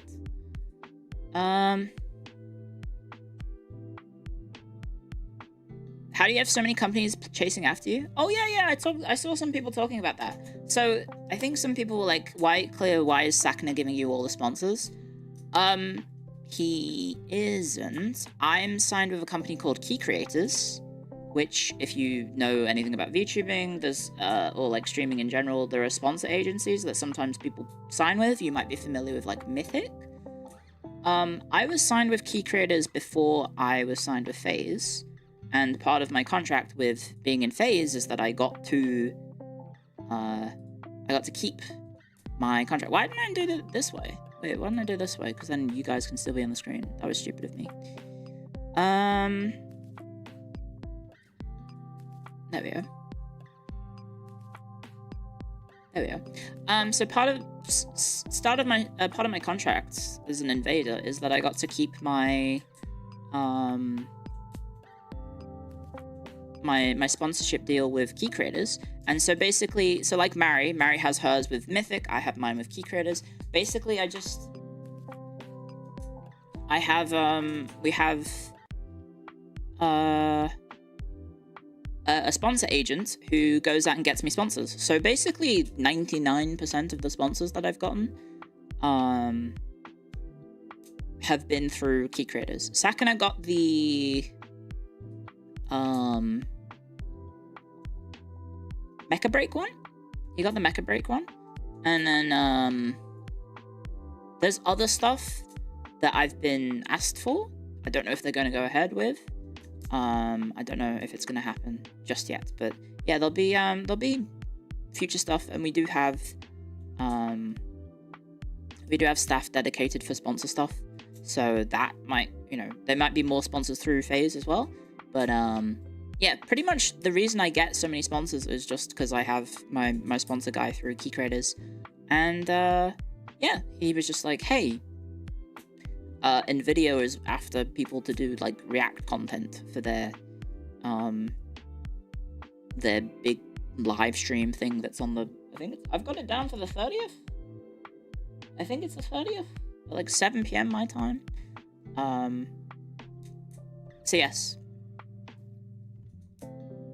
Does FaZe get any money out of this? I don't know if I'm allowed to talk about my cuts or anything like that. I probably can't. Might not be able to say specific details. I'm stooping to doing React content. Guys, how much would you want to... How do I say this? If someone dangled, let's say, multiple thousands of dollars in front of your head, to watch a live stream for 2 hours, would you do it?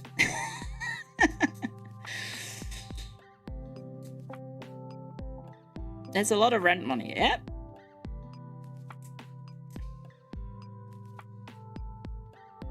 $20. Multiply that by a little bit. And by a little bit, I mean quite a bit.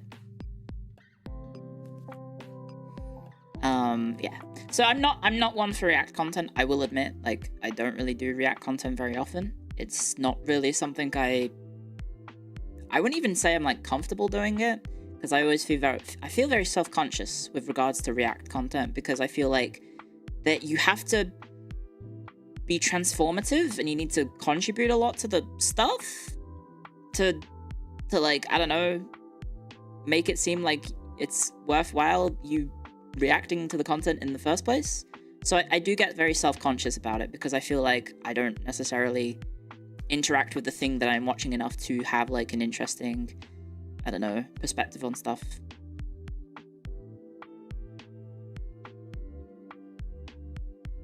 Or you could be like various different big streamers and just watch it in complete silence and then mumble crazy, or like, wow. Yeah, I mean, no offense, but I think a lot of those people are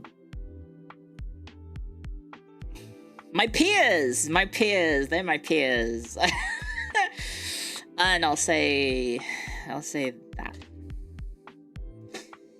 So I'll say that.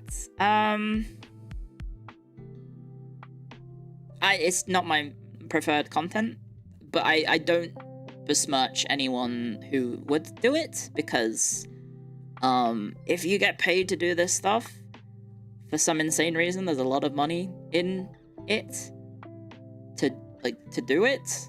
It also gets a lot of views, so like I totally understand people do a lot of React content because it's popular, because people like watching content. I don't really get it, because if I wanted to watch a YouTube video, I would just watch it myself. I feel like I don't need to watch it through the stream of a streamer to watch it. I could just watch it myself. Also, I feel like I'd be pissed off if the person just kept pausing it. Like, stop fucking pausing the video, you bastard. I'm trying to watch the video. Stop pausing it to say, oh wow, that's crazy, and then pausing the game, unpausing the video again. Just watch the video. Ah. So yeah, I'm not one to really do React content, because I feel like, one, my opinion isn't important. Two, I have no idea how to make it interesting. Three, I don't know if I have anything like worthwhile to contribute to whatever I'm going to be watching. Four, I don't know, it just feels very low effort. I'll just say that. Very low effort. And I know I play video games. Oh, Clio, you're playing a video game, you're just reacting to the video game. But I feel like there's more engagement in that. But I suppose, you know, React content, people do tend to talk to their audience more directly. But, yeah. I don't know, React content is not really my thing. Not really my thing. And also, like, a lot of the people who are at the tippy top of streaming are kind of infamous for, like, they just put on YouTube videos and steal people. Another thing is, like sometimes the people, like, the content that's being watched is, like, a content creator's, like, hard work, right? And it does seem like you are just, like, stealing views and potentially income from the person who made that video, right? Like, if it's for, like, an event, like, I have no issue with, like, things like the Nvidia stuff, or, like, Nintendo, or the Game Awards stuff, because that's a big event that's meant to be watched, and some of them do encourage, like, hey, doing, like, watch-alongs, and, you know, for example, this Nvidia thing is a sponsored thing, right? Like, they want people to do that. But if it's, like, for example, Max Miller puts out a video about, here's a video that Max Miller put out about tasting some ancient Greek food. And then I come on stream and I'm like, oh, this looks interesting, we should watch it together. And then I'm just like it's a brand new video, so it's like during that time period where, you know, you get the majority of your views and money, I think, is how YouTube works. It's very, like, front heavy in terms of income from a video. So I feel like if I did that and then I just put on someone's video that they just probably spent, like, a good amount of time on, I feel like I'm stealing money and hard work from them, you know? What if Max Miller reacts with me? I mean, I don't think he knows I exist, so... yeah. you could do history react content. I have looked at some history content history videos on stream, but oftentimes it ends up being bad stuff. There's been some people in my community have shared like various videos about historical topics, and they were so poorly researched, and like essentially they were opinion pieces dressed up like meant to be educational or historical content, and I was like, oh, this is fucking shite. Like, there's no historical research. Like, the one video that I saw that was most egregious was a video about the Crusades. It was like a 15-20 minute video about the Crusades. 4 sources. 4 sources listed in the bibliography section of the video, and that reminds me that I still haven't actually added the full bibliography for the other video. Fuck, I need to do that. 4 sources. And 2 of the sources were from one author, and I looked up that author and he doesn't exist. It's like a shadow puppet name for someone to like publish under. Like, he just straight up doesn't exist in any sort of academic consequence. Well, not consequence, sorry. Like, there's no information about this person's academic career or background or anything. And so it's just like, oh, okay. Like, there were books. I looked up the books, and one of them was like $200 on Amazon. And the reviews were like, wow, it's such a good book. And it just all reeked of very fake. Very, very fake. So yeah, that was abysmal. And I remember watching that and just going, this is atrocious. And so I did quote-unquote react content for that, but that was more me just yelling at it the entire time. Because it was all just shit. Source was lost to time? No, these were like quote-unquote contemporary writers. These weren't ancient sources. That's another thing, is that it didn't really touch on the ancient sources, and when it did, it was just screenshots of Wikipedia. It wasn't actually engaging with any of the actual primary sources directly, which we have for the Crusades, many first-hand accounts of the Crusades. The 4th Crusade alone has 3 of them. Which I've talked about in my history lecture about the 4th Crusade. So yeah. It was a step below AI. It was just poorly researched opinion piece dressed up to be in like any sort of like trying to be academic, but just completely failing. Anyway, sorry, long story short, I don't really like real content, but I understand why people do it. It brings in the big bucks. People like it. It's popular. I don't, knock anyone for doing it. If I was gonna be, I don't know, if I want to get bigger numbers in terms of income and react content, it does generally do well, so,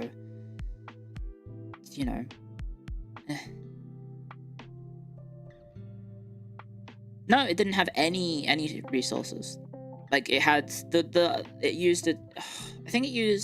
was 4 resources, 2 of which is one author whose books I just couldn't even find online, and I couldn't find any information about him. And then the other 2 sources were not great, and then it was just screenshots from Wikipedia. Isn't the 4th Crusade the one where Venice sacked Constantinople? Yes, and I have a history lecture on it, if you would like to watch it. There's definitely a way to do it good. I'm sure there is, yeah. It's not necessarily my cup of tea, right? Don't knock anyone who does it, because I totally understand why they do it, but not really my thing. Did the person who did it have a high subscriber count? I think the video had like multiple hundreds of thousands of views. I think it was one of those like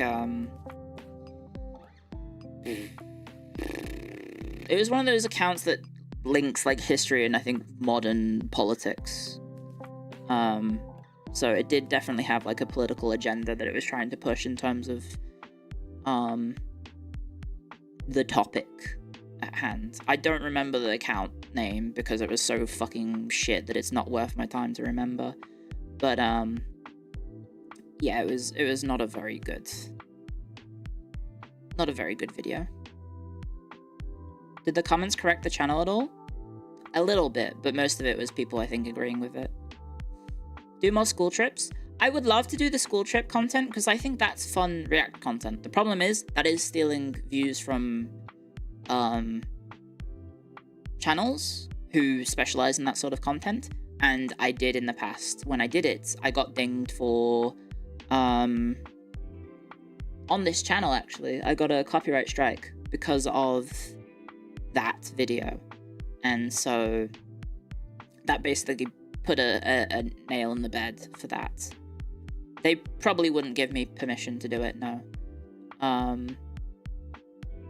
It's a cool idea. Like, I think it's a cool idea. So if you don't know what the school trip stuff is, essentially it's like a role play of me being like a school teacher, and then you guys are the students, and we go on a school trip to a location using the guided tour videos that are basically just like muted tours through a city.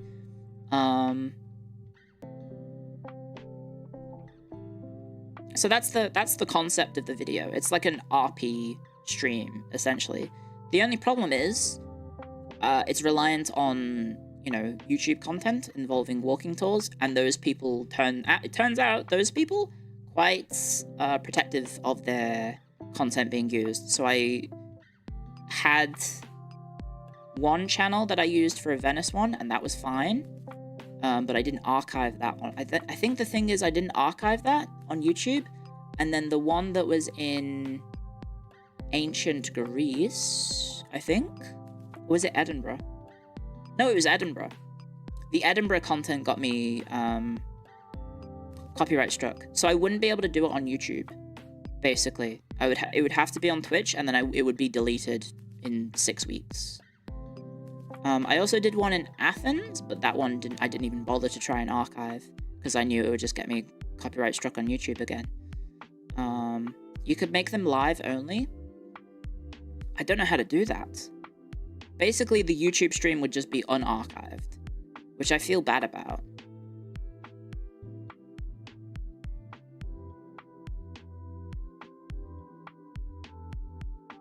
I'd feel pretty bad about it. What if we submit the footage? I mean, yeah, like realistically, if the footage isn't from those channels and it was from someone else that I had, like, or if I had permission full stop, that would be fine, but I don't have permission. And like, those channels do have quite fancy setups. I don't know if you remember in the Venice one, you can see the camera reflection in the windows sometimes, and it's a very, very fancy setup. Could you host a show and tell where we submit presentations and you review them? I'm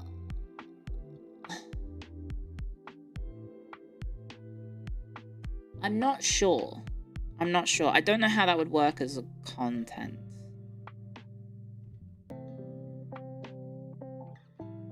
I don't know. Like, it sounds like a fun idea, I just don't know how it would... Like, logistically... I'm just trying to think, like, there's a lot of people who might want to submit stuff, and then how would I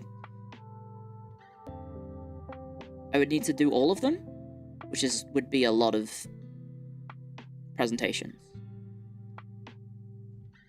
So it's like, I understand the idea, but you would need to all record your own audio of it and then upload it and then YouTube, like, make YouTube videos of it and then submit it to me, and then, like, I would have to, like, go through every single one to, like, make sure that they're safe for me to stream. There'd be a lot of vetting, yes. I don't know, it's, like, logistically it's a little bit tough. Like, it sounds like a cool idea, but I think because of my streams, I think that would be something for like, that would be a short stream. I would have to, like, just cherry pick, and I feel bad about cherry picking.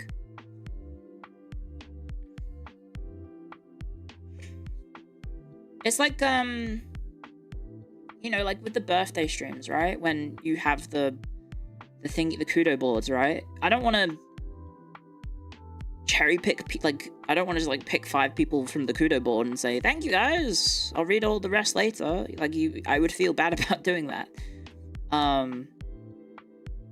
So, like, you inevitably go through all of them, and then you're doing the kudo board for, like, 5 hours. Which is, I don't know how that is from the, like, I'm sure the people watching who submitted stuff to the kudo board, I'm sure they're like, yay! But, like, for everyone else, it's like, oh. I don't know. It's one of those things where it's, like, finding the right balance of content. Have you heard of the Assassin's Creed guided tours? I've heard good things about them. Oh, you mean in the video games? I've heard of them, yes. There's the historical modes in Assassin's Creed games that I think you can use. But I've not tried them. But I do know that they apparently use them for educational content. Or at least I've heard them being used in that way. But that's normally for, like, high school students or, like, primary school students rather than, like, a university level.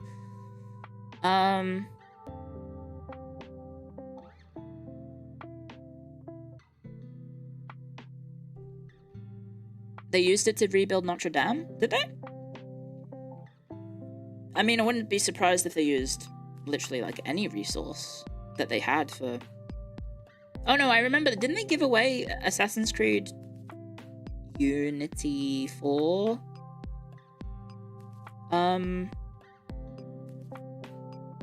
They gave away the game, and then, like, I don't know, donated based on how many people, got the game for free or something? And they used the, is it LiDAR scan? Fair enough. They tried to, but eventually decided not to. Oh, okay. Dika, welcome to the Hackstories. Thank you very much for the membership. Thank you. Yeah. I just realized what's going on my phone. It's almost 11. Holy heck. Holy heck.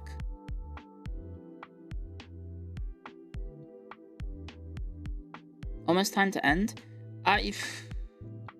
When's the next stream live? On YouTube? Is anyone live today? Because I'm happy to play some, like, games or something for an hour. Because I feel bad. But is anyone live? Pepper's Azure laning in 10 hours.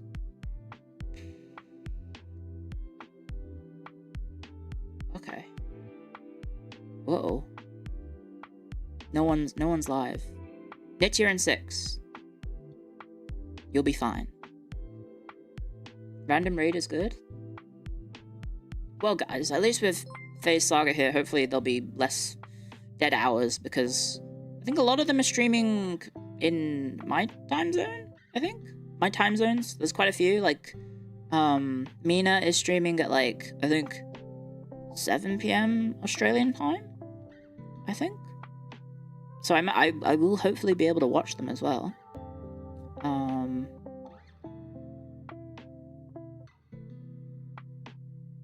Malice seems promising for Euros.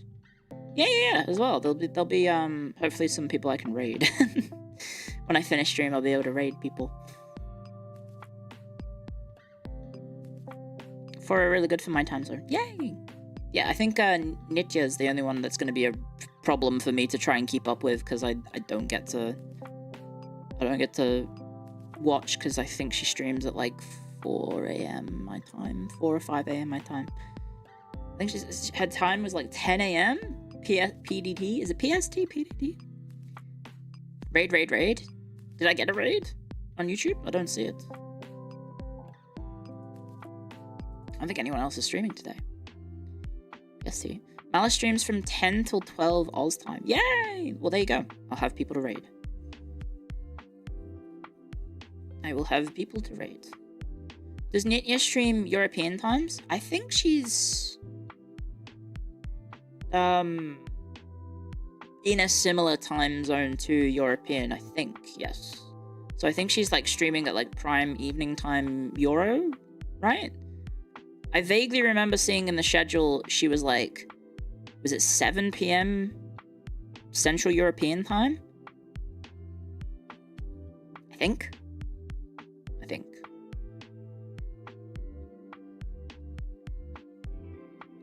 So yeah, that'll be optimal for the Eurobros. So thumbs up, guys. You have more than just me.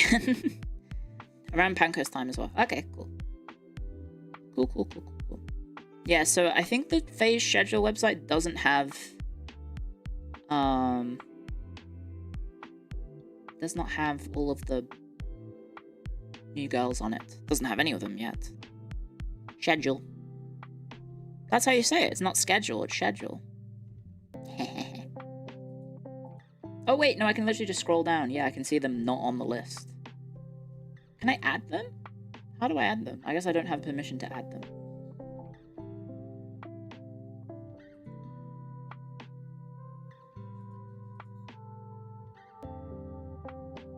I'll just be like, hey, please add new talent to phase schedule website so it's easier to track. This website is very handy. Gaslighting? No, that's genuinely how you pronounce it in certain parts of the world. Schedule. Which is the part of the world that I come from. Oh yeah, I need to update my thingy mob. Oh, Figma. Install on next launch, please. Thank you. I need to fix this. So, just a heads up, Final Fantasy Tactics might move.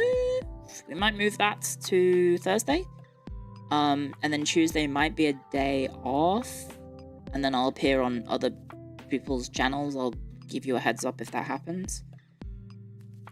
And then Sunday, I need to think what we're going to do on Sunday day. Because it's the day before I get early access for EU5 fully. I get to stream it on the 1st.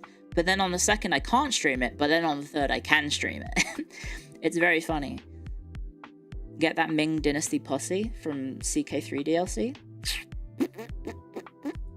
That could be funny, but...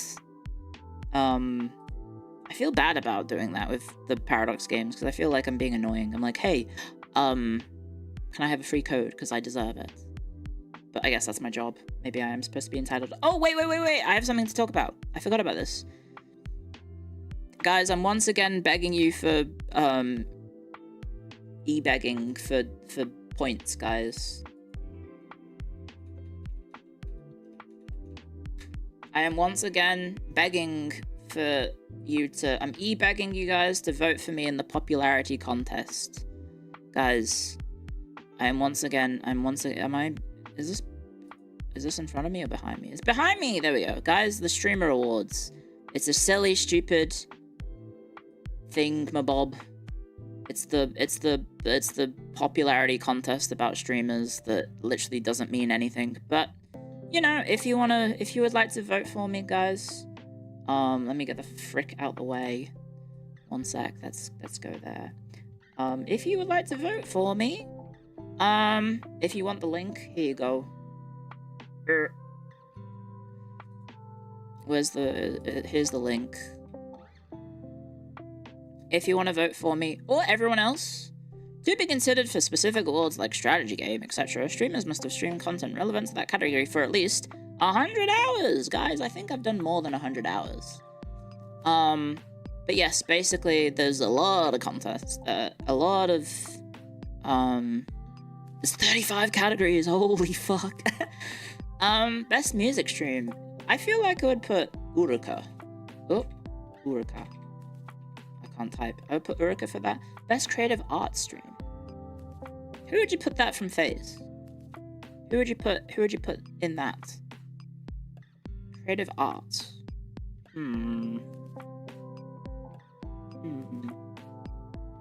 Rooney? I was thinking Rooney. Would we put Clio under best MOBA streamer? I definitely haven't done 100 hours. Sheena? Rooney? Rooney's very creative, but I think there's like a roleplay. Yeah, there's roleplay. So, like, would, I guess this is roleplay for video games. Does that count for, like... Does that count for, like, not in-game stuff? That's, like, in-game RP. Yeah. Anyway, there's 35 fucking categories. What is best brand partner? A brand that helps streamers' aspirations. Phase Connect. No. Hidden Gems, that's for 200 people lower. Best Battle Royale. I don't think I've streamed a Battle Royale for any, like, ever. Have I? No, I streamed Apex Legends. I've done, like, 5 hours of Apex Legends, I think. I don't think I've ever streamed PUBG. Best fighting game stream? Ember? Didn't Ember win the Holo Kill? Not Holo Kill. What was it called? What's the Hololive fighting game that FaZe played? Is Battlefield Battle Royale? Not yet. Doesn't have a Battle Royale mode yet. Are you the best strategy game streamer? We're getting to that. Yeah. Sports, Minecraft. Guys, clearly I'm the Minecraft streamer. I've only done like 2 or 3 streams, so I don't count for that.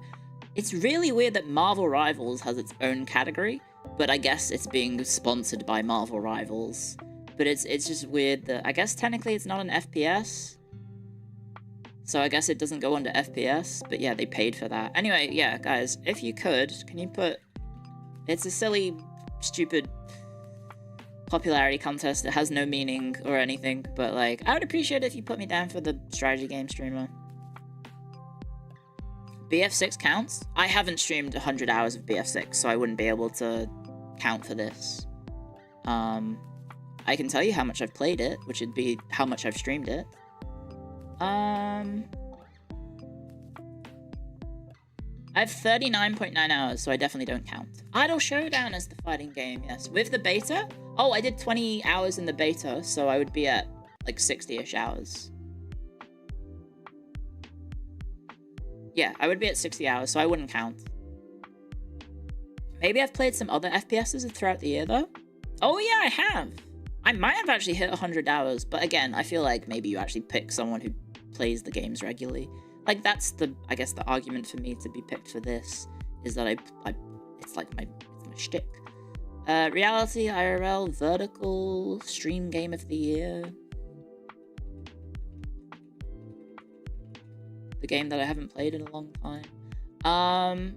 Best Content Organization. There you go. Best International Streamer. From catering to an international or non-North American English-speaking audience.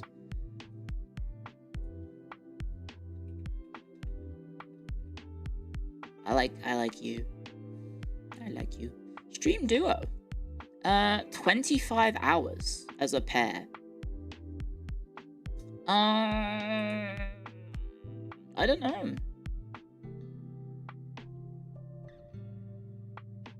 Wouldn't it be like, I could do like, oh, but it's duo, right? It can't be I was gonna say FaZe Wish, but like, yeah, that's probably gonna go to like Fuumoka, right? Probably. Best streamed collab. I don't know. Best marathon streamer? I know people would maybe joke about putting me in this, but like, realistically, I don't think I'm actually a marathon streamer in the context of this. I don't think I'm... I think because this is one that keeps going until the goal was achieved, whether it be an end of subathon timer, a game completion challenge, or something similar. I don't actually do that. I just stream for long times. I just do long streams. That's not like a subathon or anything. Tenma versus the Frogs? That's true. Tenma versus the Frogs. Wasn't that last year or was that this year? The charity stream? I guess my charity stream could be... I don't know if it'd be a... Well, there's Best VTuber. I'm not gonna win that. Someone from Hololive or Iron Mouse will probably win that. Variety streamer. Does Pippa count as a variety streamer? I imagine yes. But damn, Pippa. Best just chatting streamer. I'm biased. I'm biased for my friend. But oh wait, I spelled Piffer's name.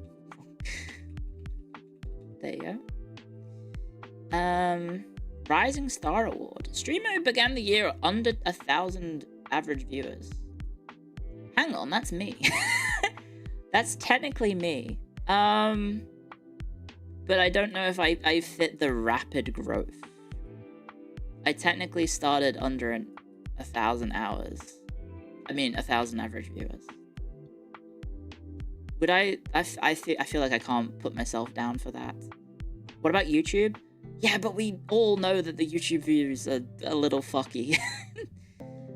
We all know that the YouTube views are kind of fucky, guys.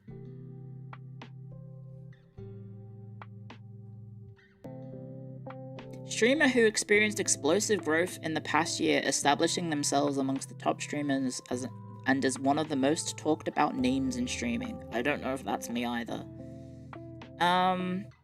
Is there a Is there a best crash out? I don't think so. There's League of Their Own, but this is all like very, I don't know, streamers who create truly one-of-a-kind content, pioneering a niche or category that no one else does. A creator who is simply in a league of their own. Maybe? Maybe that's me. I don't know. If you squint hard enough, maybe. Sapphire Award is for women. Yes. I guess you could put me down for that, I guess. Gamer of the Year. I would put maybe Topson down for that. I don't know. I've watched a little bit of Topson recently. He's still pretty good at the Dota. He's quite chill to have on the second monitor, because he's just like, he doesn't say anything, basically, when he's playing. What does Gamer of the Year mean? I think it's just someone who's very good at a video game who streams it, right? I would probably put Topson down, purely because he's very good at Dota, and then he streams it.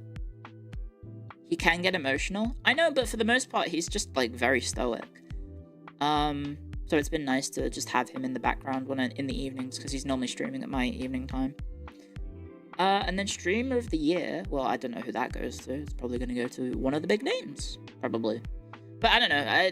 I don't necessarily think any of the other ones I would really go for. But if you would like to vote for me, guys, I'd appreciate it if you voted for me in the best strategy game streamer. I'll do a shameless campaigning tweet about it, guys.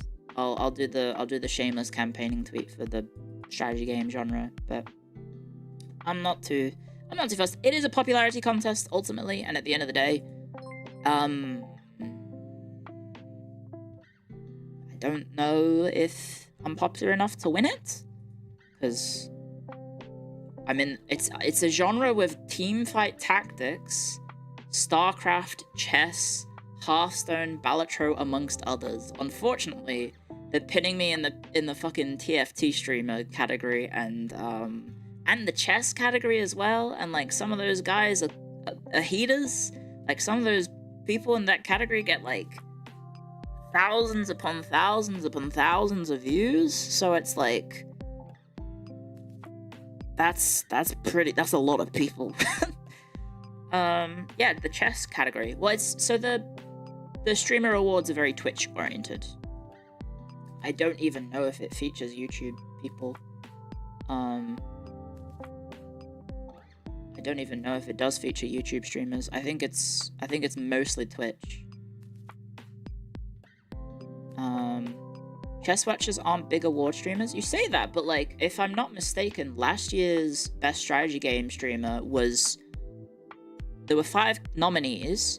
3 of them were teamfight tactics streamers. 1 was a chess streamer, and the other was a Yu-Gi-Oh streamer. And the chess streamer won. So,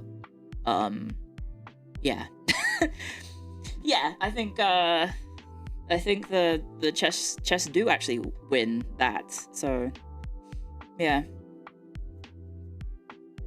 I don't know. It would be nice to be nominated, but again, it's a popularity contest at the end of the day, and I don't know if I'm actually that popular to be featured.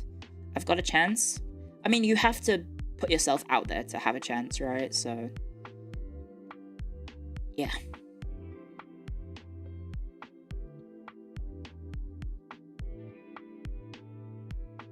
If you tweet it, yeah, I will. Don't worry, I will do a tweet when I finish today's stream.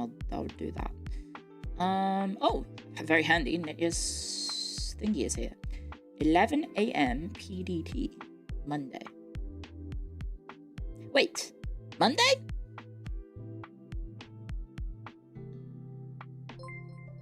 Are they not? Her schedule begins tomorrow. Am I dumb?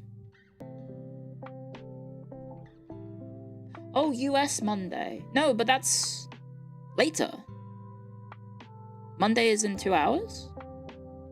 Is today Monday for me? No, today's Sunday for me. Time zones. You ever think about trying Yu-Gi-Oh? I have, yes. When one of the Yu-Gi-Oh games got added to Steam and it was free to play, I did check it out. I played one match. I got killed in one turn, and then I uninstalled the game.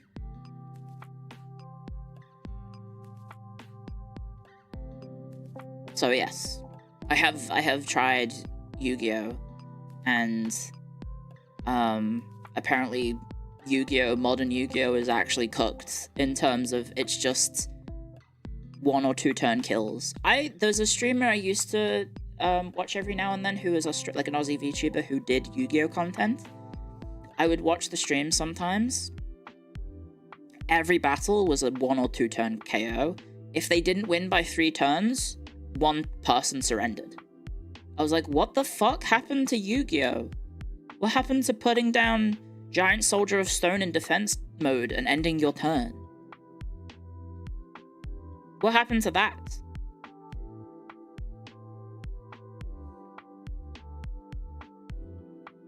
Like, the person who beat me in 1 turn, their turn went for like 5 minutes. Because it was just constantly doing shit with its hand. And then it special summoned the monster that for some reason got to attack on the first turn. And then I died. You miss Beaver Warrior? I know! I remember when some of the like craziest stuff was the zombies. What was it? Like Zombie Warriors or the Zombie Horde? And it had like 2300 attack and 0 defense. And I was like, holy fuck, that's OP! Oh, how foolish I was. That this monster that you could normal summon, because I think it was a 4-star. I was like, oh my god, it's got 2300 attack? You can normal summon it? Without having to sacrifice anything? That's game breaking. Yeah, I imagine the power creep in Yu-Gi-Oh is actually cooked. Goblin Attack Force, that's it. Oh my god, you remembered the card. I mean, I'm surprised I managed to pull out Giant Soldier of Stone out of my butt. I don't know how I managed to do that.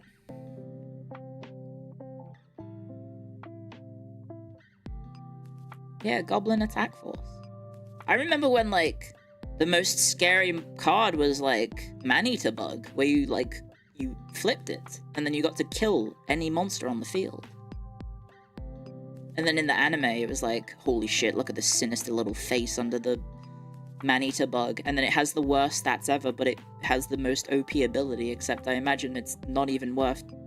Like, people don't even think about it anymore. Jinzo? Yeah, Jinzo was cool. The best card will always be Pot of Greed.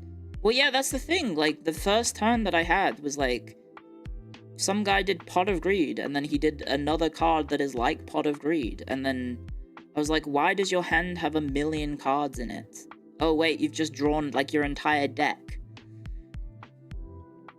And now you get to just special summon whatever you want, and then it's fucking... Bring back old Yu-Gi-Oh! Can you? Someone said Legacy. Is there a Legacy mode for Yu-Gi-Oh! That I could play instead of... any of the modern bullshit.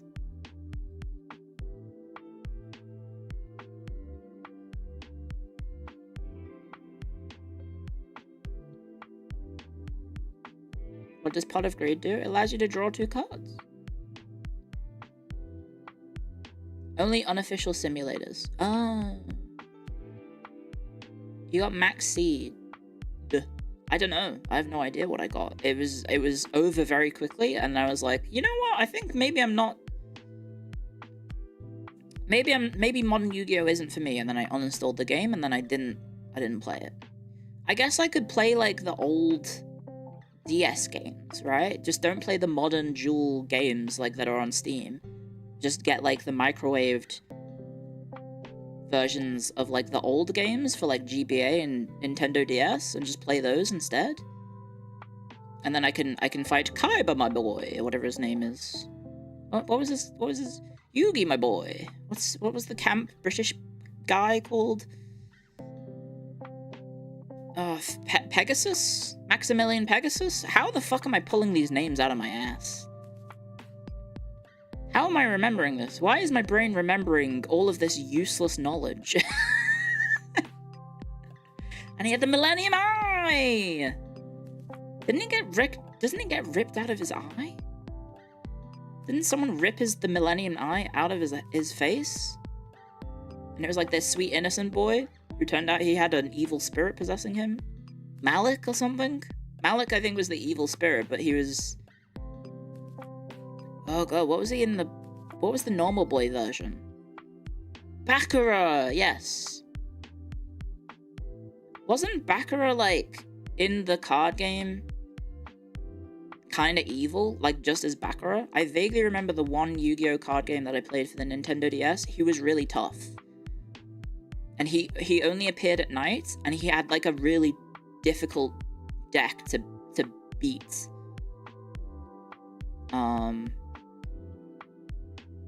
It was really, really tough. Oh yeah, Destiny board. He had a card that allowed him to see...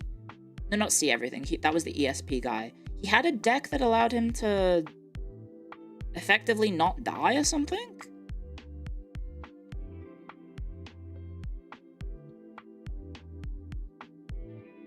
Baccarat plays Destiny board and Nightmare Citadel. Yeah, it was some fuck-ass combination. I remember it was very annoying.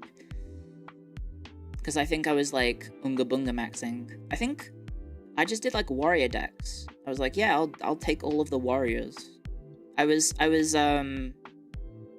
Jaden from Yu-Gi-Oh! GX before Yu-Gi-Oh! GX was a thing, because I just spammed warriors.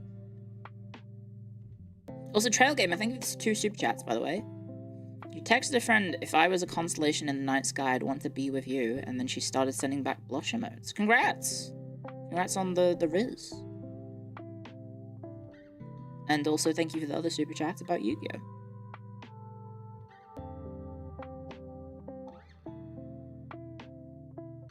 Based in Bonk Pilled. I don't know, like, Celtic Warrior is kind of cool, as is Sir Gaia the Brave Knight. Is his name Sir Gaia the Brave Knight? And then he could be a dragon rider as well? Sir Gaia the Dragon Knight or something?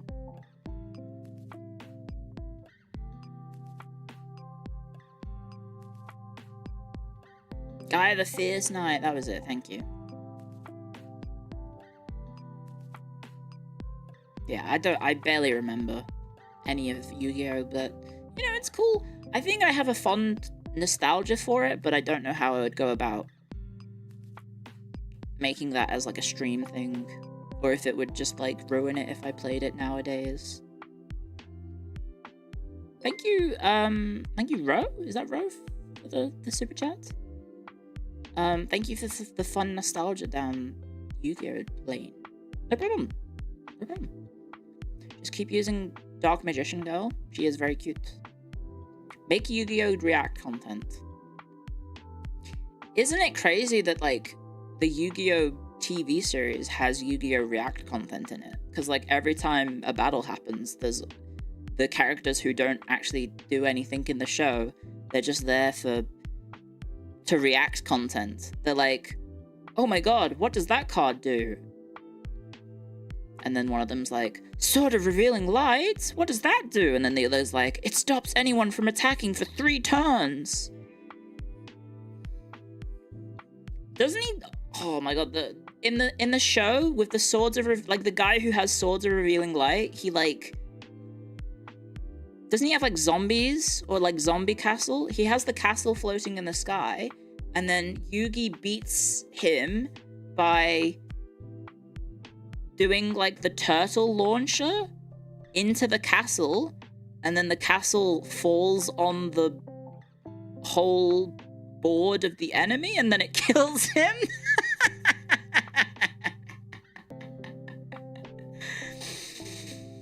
It's just like not the rules of the actual game, but it's just absolutely bonkers. Doesn't he launch like is it Guy the Fierce Knight? He like he uses turtle launcher to fire Guy the Fierce Knight at the fucking castle that's floating in the sky, and then it hits all of his monsters on the board, and then he wins. There's also I attack the moon. It's very, very silly.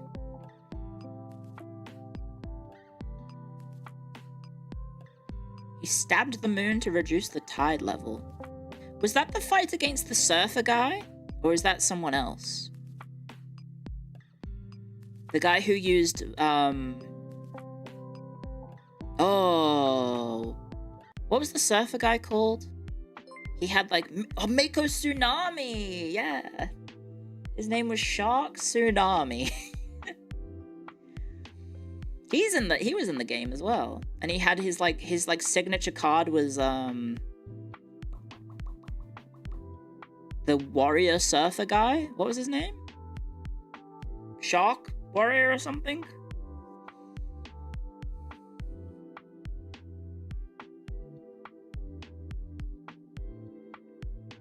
Legendary Fisherman! That's it, yes.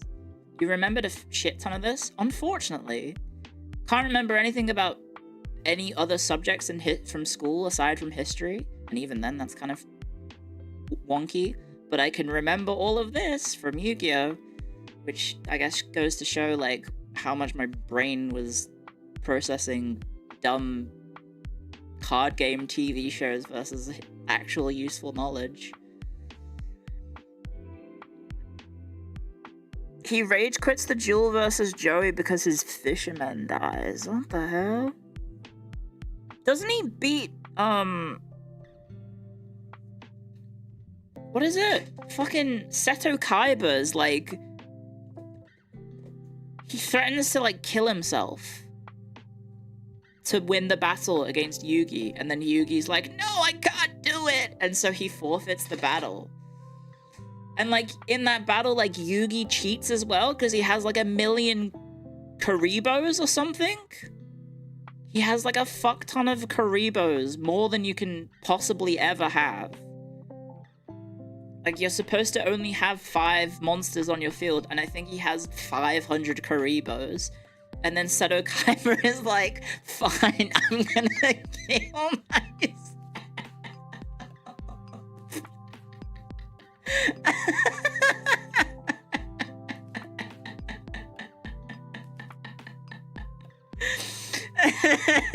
And then Yugi's like, no, don't do it.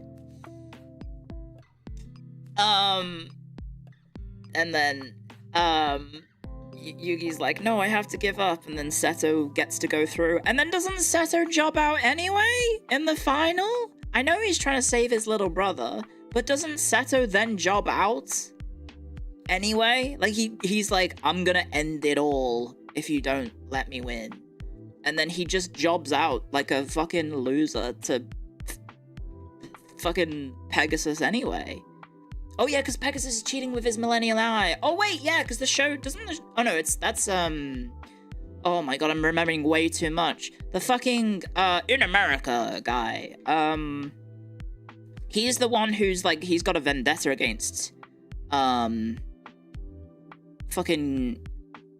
Yugi. Bandit Keith. Yes, Bandit Keith. He's got a vendetta against, not Yugi, against Pegasus, because they were, was it like They were in the finals of, like, the American tournament, and then, for some reason, even though Pegasus is definitely not American, he's definitely British. And then Bandit Keith is, like, dueling him, and then Pegasus is, like, he picks a child out of the audience, and then tells the child how to beat, Bandit Keith, and Bandit Keith is humiliated, and then is like, I'm gonna kidnap some children in a children's card game event. Or something.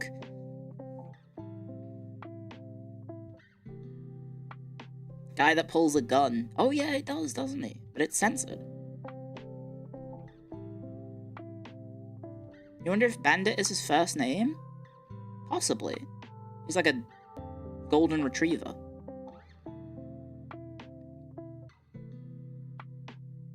Does My Valentine do something similar? My Valentine beats Joey? I can't remember.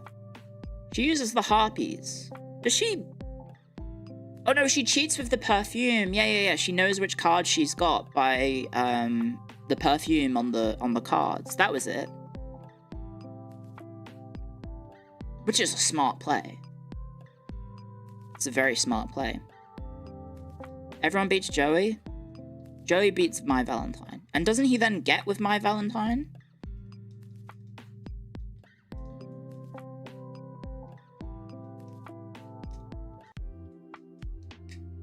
Right? Something like that? It's cheating? I feel like the rule set of the Duelist Kingdom storyline is somewhat fast and loose with the rules. Judging from, like, literally, like, before the tournament even starts, you've got someone stealing the OP cards of the protagonist and throwing them in the Atlantic Ocean or something? Like, fucking Yugi loses, Exodia? Is it Exodia? Because the bug boy throws it in the ocean.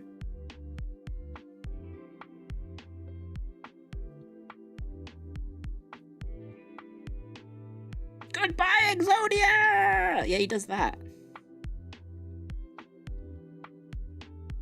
I remember oh my god, there's the duel with the two brothers? Or the twins? And one of them is lying, and one of them is telling the truth. And they have the forbidden... Is it Forbidden Labyrinth? I think it's Forbidden Labyrinth, and then one of them has the wall shadow, and they, like, play together into combining it, and then fucking...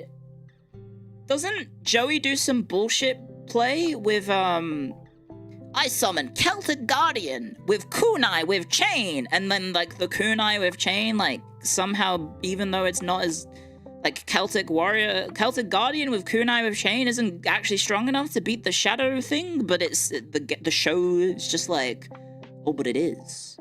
I don't remember. Yeah, but the pronunciation of Kunai with Chain, I remember that. He says it in such a weird American way. You think you can say I was a fan? I don't even think I am a fan. It's just stuck in my brain for some reason. It's all just, like, coming out of my brain, like, bleh. Time Wizard and Baby Dragon is OP? No, it isn't. Because he, like, lost most of his jewels, didn't he? Doesn't Joey get his, like, Red Eyes Black Dragon, like, stolen as well? It's crazy that, like, Joey just has, like, the worst dragon. I'm tsundere about Yu-Gi-Oh memories? No. He loses it in a duel, that's it. It gets stolen in Battle City. Right, because they do like a... They do like a... There's like a story arc where you have to put up your best card or something? If you lose? Or something? And then isn't there a duel where, like, Yu-Gi-Oh, like, it's you get sent to the Shadow Realm, but in the Japanese version it's you just fucking die?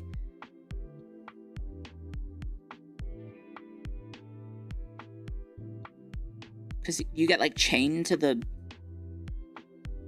You get chained to like the stadium. It was meant to be a horror series, so it makes sense. Right. The localization is stupid. Is it in the Japanese version that the Shadow Realm is literally you get sent to hell?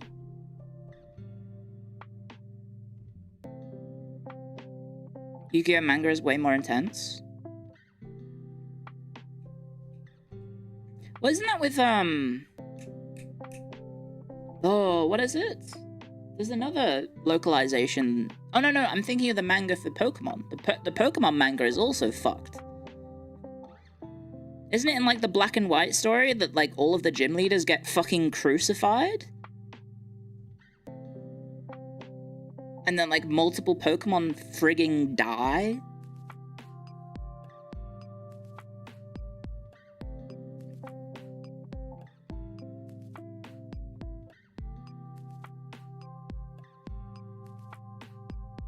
It's overrated? It's goated. The manhwa is wild. I don't know if it's a manhwa. Isn't it Japanese? I thought manhwa referred to, like, Korean/Chinese stuff. Based on, like, the pronunciation. Because I don't remember how to pronounce which one is which.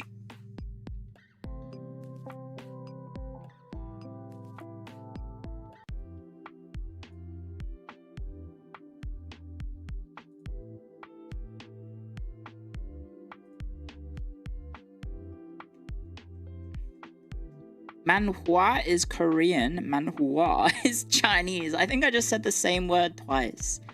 Word for Korea, ua for Chinese. I think I might be too white to understand the difference in pronunciations. Manhwa versus manhwa. Did I do it?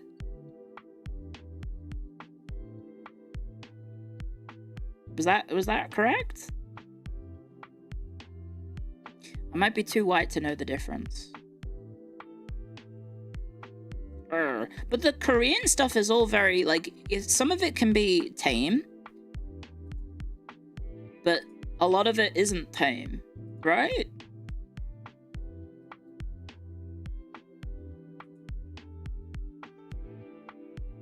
Because it's, in Korea, it's, porn is banned in Korea, right? So the way that people get around it is from having the manhwa being graphic. Hence why that one that I was reading for a bit.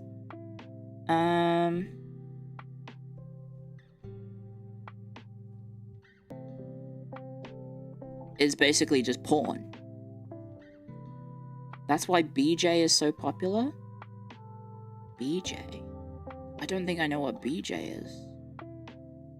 It's not banned, just age restricted. Oh, okay.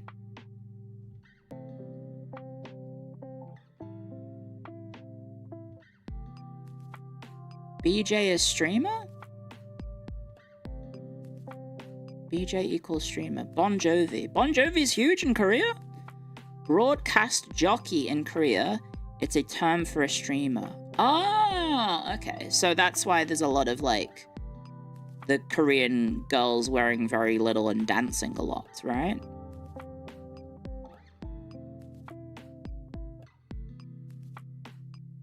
And they get to shake their assets, so to speak. Okay, fair enough.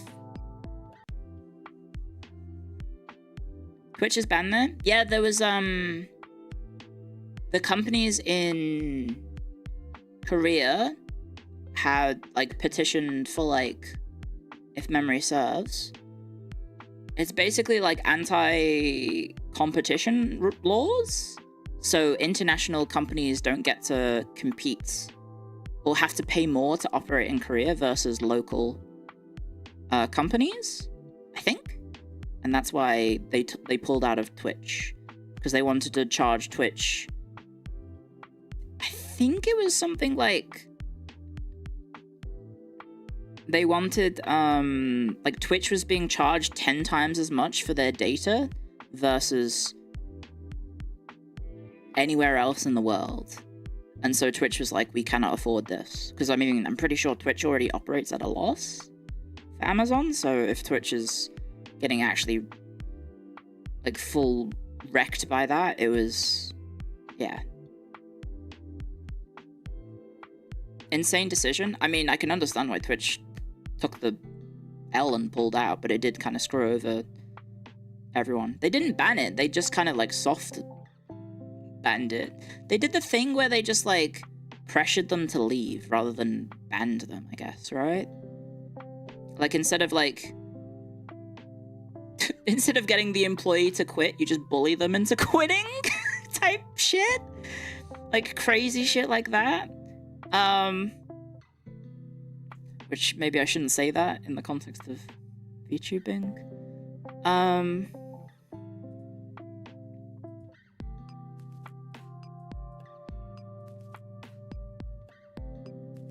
Okay, cool.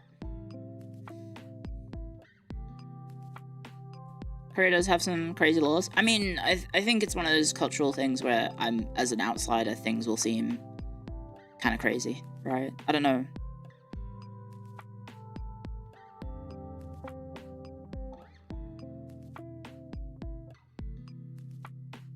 I'm sure there's, like, I guess if you're Korean, your perspective is probably like, yeah, we should support the Korean business, right? We don't want to support foreign companies. We want to support the Korean company. But yeah, it does, obviously to us it's like, huh? That's weird. Anyway, it doesn't matter. Let me reply to this.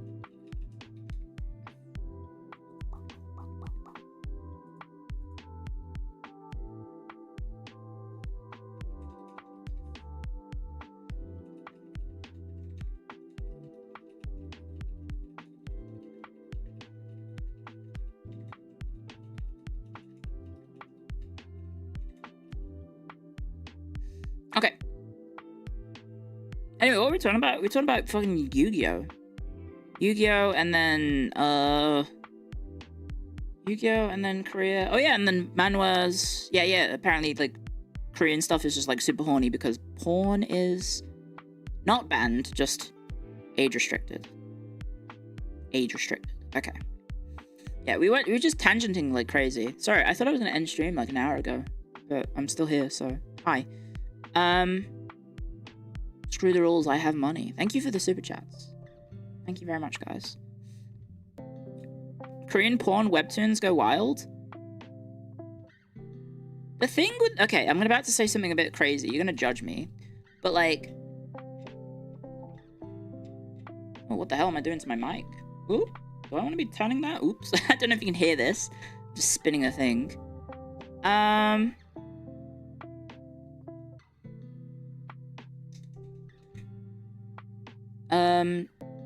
What was it called? Tears of a Wilted Flower was, I think, the one that I was reading.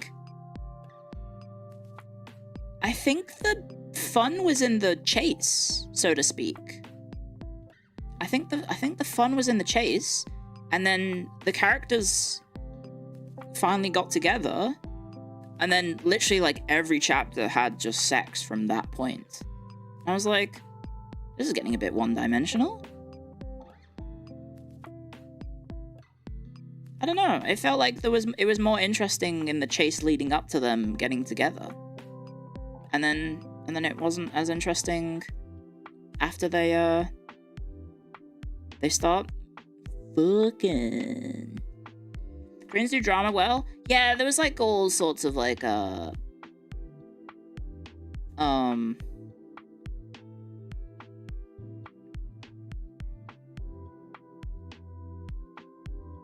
all sorts of weird, well, not weird, there were like side stories about like a former love interest and all that jazz. Like I'm curious to see how it played out, but you know, eventually you just get desensitized just seeing characters fuck, you know? Like you're just seeing people smush butts. And I'm like, I you know, the smushing butts kind of loses its impact after you see it for like 5 chapters in a row. You need to like spread it out a little bit.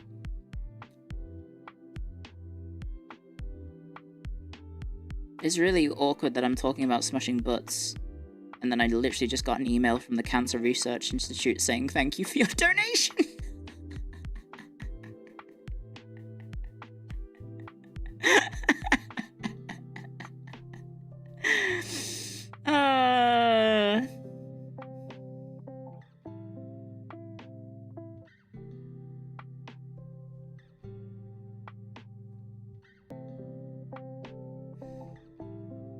It is what it is. It is what it is. The oligarchs got to me? No, that was you guys. That was you guys raising money in August. In August. That was August. That's crazy. Was it August? Yes. Yes. Because I had my surgery in August. Yes. I think I did that. Did I do that in August or September? No, I did it in August. Yes. Cancer Research thanks you for smushing butts. No, they thanked me for the stream that we did in which we raised $13,000 for charity. So thank you very much. You had surgery? Oh, no. Okay, sorry. I'll provide the context for people who don't know. I had cancer in 2019? Yes, 19. 2019, I was diagnosed with a rare form of cancer in my head/neck. And I had surgery to remove the cancer, and it was successful. And I'm 6 years cancer-free now. But I have a pretty nasty scar that goes from just in front of my left ear. It goes down the side of my head in front of my left ear. Then it wraps around my jawline, and then it goes down to basically like the middle of my neck. I guess where like the front bit of your neck is. Does wearing headphones still hurt your ear? Well, I've tried wearing headphones recently and it was okay, but for the longest time I couldn't wear headphones, so I wore IEMs instead. And I still wear IEMs. But yeah, I had cancer, it got removed, everything seems all good, everything's all fine, I got very fortunate. But yeah, as something I've always wanted to do is, hopefully, you know, raise money and give back, because I got fortunate. Unfortunately, a lot of people don't get fortunate. Hello, Muyu. Your scar is proof that you survived a tough battle, not nasty. Thank you, Muyu. I think it's one of those things where I always wanted to give back to charity. I just didn't know how to really do it. I thought about doing it in previous years, but then figured, well, I'm in phase now and I've got a bigger platform than before, so maybe we can do like a cool thing together. So eventually it happened, and then yeah, everyone was willing to hop on to play some map games, so we played some Civ, and yeah, it was a lot of fun. How do you even get diagnosed? Oh, I can talk about it, yeah. So it was a fairly rare form of cancer. I still don't really know how it happened. Apparently just your cells decide to say fuck you, I guess. But basically I was just, I think, brushing my hair, running my hands through my hair, or maybe I was putting my glasses on or something. Anyway, yeah, I basically got to the point I rubbed my finger underneath my ear, and I felt like a lump. There was just like a small lump underneath my ear, and I didn't know what it was. And at first I was like, oh, that's weird, and just ignored it. Don't do that.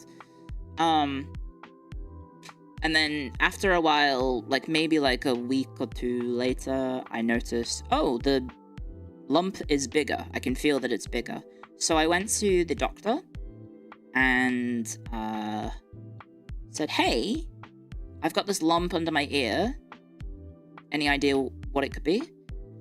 And they said, oh, it feels like it could just be like an infection. I'll give you some antibiotics. If it doesn't go away, then come back and we'll see how we go. So I take the antibiotics, obviously doesn't do anything. Lump continues to get bigger.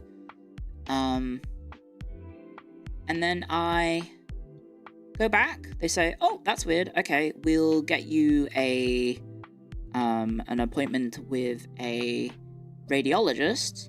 So I go to see a radiologist and they do an ultrasound on it. And then the ultrasound, they can't figure out what it is. Also, having an ultrasound on that part of your body is really weird.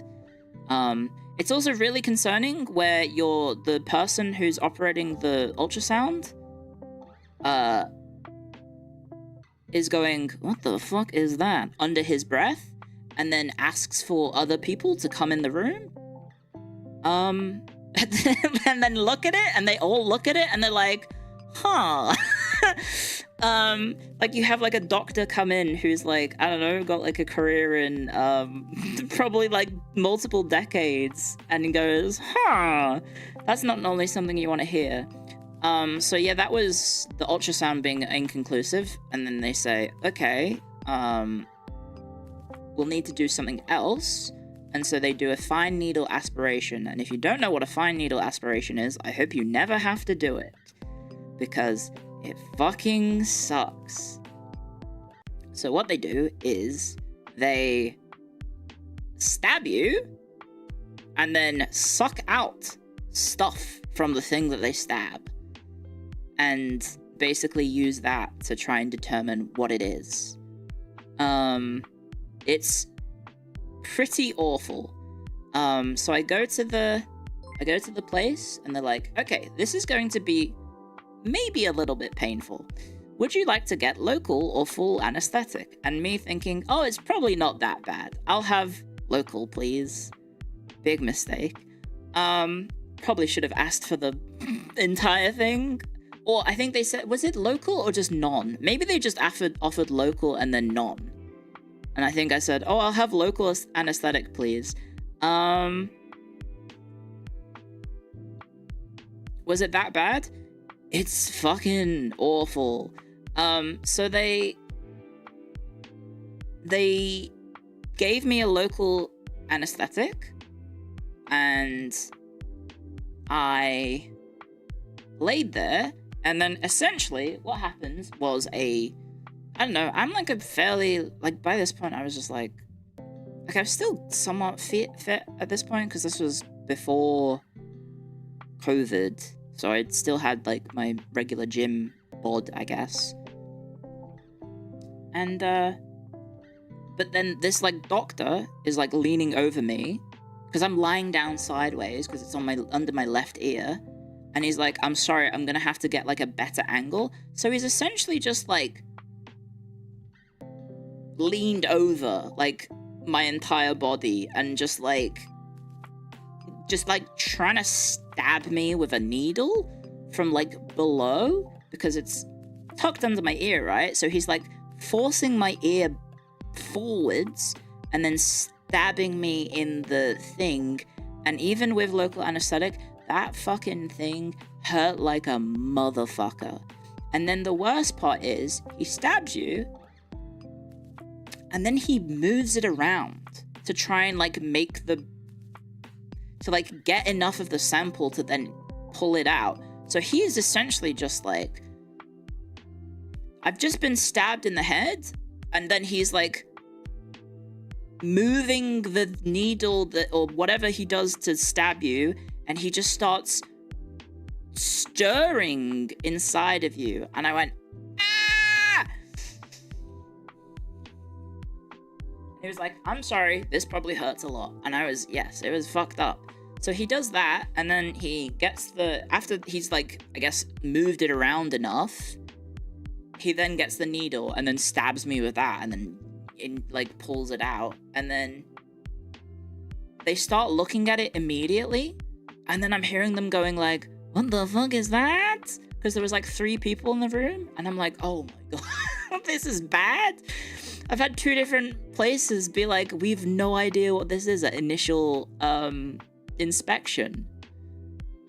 Also, local anesthetic, when it wears off, fucking sucks. I don't know if you've ever had local anesthetic, but the pain of local anesthesia leaving your system is fucking horrible. It hurts so much. It's genuinely awful feeling anesthetic just goes out of your system. It's like, ah! It's horrible. So not only does it hurt when you're actually having it, and it feels like it didn't really do anything in the first place, it then hurts even more when the actual pain numbing goes away. It's pretty awful. And then yeah, like I think later that week, I'm just like having a conversation with friends, and then I get a call from my doctor, and they're like, "Hey, can you come by? We've got your results." And I was like, "Oh, okay, that's fine." Stupid me is like, "Huh, if the doctor's calling me, they have my results, that's probably not a good thing." It's probably not a good thing. Stupid Clio, who's been very fortunate, and I guess, well, maybe not stupid, ignorant Clio, I guess, who's been very fortunate and hasn't had too many health complications in life. I just kind of didn't realize, like, what that meant. It's normally not a good sign when your doctor calls you saying, "Hey, can I talk to you about your results?" Anyway, I'm walking home, stop by the doctor. I'm like, "Oh, I'll just stop by the doctor and then I'll go home and I'll play some games." Stop by the doctor, says, "Hi, welcome. By the way, you have cancer." And I start bawling my eyes out in the the doctor's room.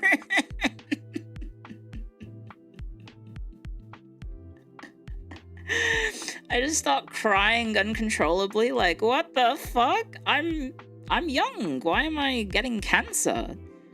And so that was pretty awful. And then I went, instead of going home, because I didn't walk home. I was walking to the car, because I parked the car in like the area where all the shops were. And then I got to my car and I was like, wait a second, there's a bottle shop nearby. I bought a 48 pack of alcohol, of beer, and I was like, I'm gonna drink all of this tonight. And then I went to McDonald's and I got just the worst order ever. I think I got like a Big Mac and then like nuggets and then like something else, and then I got like the ice cream as well, and I was just like sobbing my eyes out whilst driving home, just crying uncontrollably. Like, I was crying uncontrollably in the McDonald's and the beer place, and like they were just like, what the hell's going on? And then I went home, and then I had sent a message in my family group chat being like, by the way, they told me I have cancer. And my sister is a bit silly and was like, oh yeah, but that's fine, right? Because she got benign and the other one mixed up, and now I'm forgetting what the other one is called. What's the word I'm looking for? Malignant, yes. She got malignant and benign mixed up, and she was like, oh yeah, but you're fine, right? And I was like, no! And then my family were overseas, like my parents were on a holiday, and they woke up, just so happened to see my message from me saying, I have cancer, what do I do? And they basically just like panic called me, and then were like, okay, we're gonna figure out what to do. We're gonna go home. We're gonna get an emergency flight home. So I basically ruined my parents' holiday that they had looked forward to for like, I don't know, the whole year. They were looking forward to this holiday, and I ruined it. But they did get to fly first class, and then it got covered by their insurance. So they were pretty happy about that. Maybe not the reason they were flying, but they got to fly first class and get treated like royalty on the way back from Europe, which is a very long flight. So they were like living the life of luxury for 28 hours or something. But yeah, then the insurance company paid it out, so that was good. Anyway, yeah, I had the cancer, and then they were like, blah, blah, blah, blah, blah. What was it? Do you want to go to a doctor, like a surgeon? Yes. Which one do you want? Do you want a public or private? And I was like, I'll go private, please. And then I saw the doctor on a Friday, I think. And then I had the surgery the following Wednesday, I think. So it was like a 5-day turnaround from initial appointment to getting it removed, which is pretty quick. And then my parents, I think, arrived just like the day of, I think. Public would have been like 3 weeks wait, I think. I think was the quote I got. So I was like, I have private health insurance, this can probably get covered. So yeah, anyway, long story short, we're all good. Got it removed. I used to get yearly MRIs. Now I don't have to get yearly MRIs. I get them every 2 years. Didn't get one this year, so I think I have one next year? Or did I get one last year? This year? I think my next one is either this year or the next year. As in, like, it'll be in 2026 or 2027. It's my next MRI. But yeah, it looks like I'm all set. You didn't get one this year. Then it'll be next year. So yeah, that's fun. Glad you're here with us. Thank you. I don't know how, I mean, they gave me a 30-70 chance. Like 30% chance I would not be alive in 5 years. Which is, that's the prognosis, sorry. That was the prognosis, it was 70-30. And like, that was scary to hear, because I was like, 30%? That's high. That's high. It's not the worst odds, definitely. Like, I'll take 70-30 over what, unfortunately, other people have had. But, yeah. Also, there's other probably other things that are factoring into other people's unfortunate passing away, right? It might not just be the cancer, it might be, like, age-related. But that was just the number that they gave me, was 70-30. So, yeah. Thankfully, still going, still chugging along, still streaming. And so, yeah, that, long story short, here we are.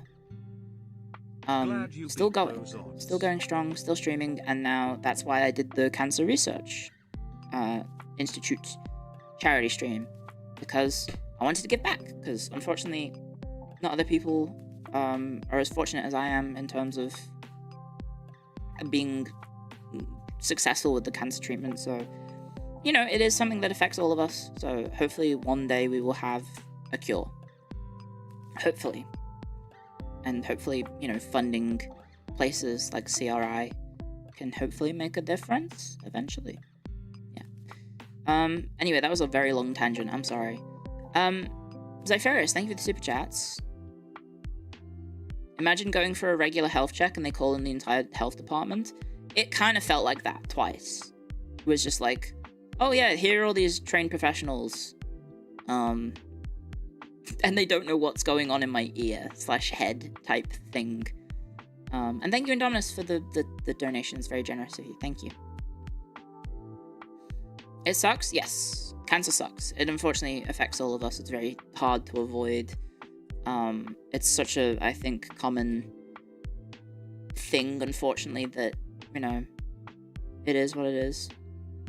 Guys, I was kind of yapping because I thought Temma was gonna go live. She went live, but she went live on Twitch. Guys, she went live on Twitch. I can't raid her. Oh, that's awkward. Tenma!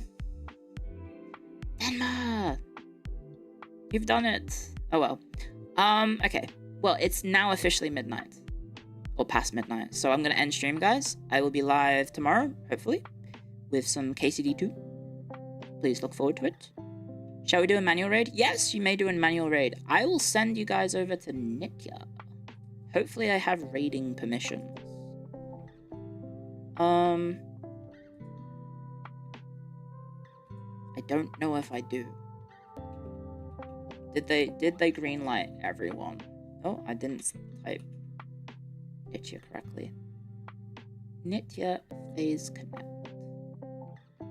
Is Nitya next? Because she's not up on the schedule, so I don't know who's next. I can see everyone's streams, I don't see... She should be. What is the stream title? Hang on, let me look up.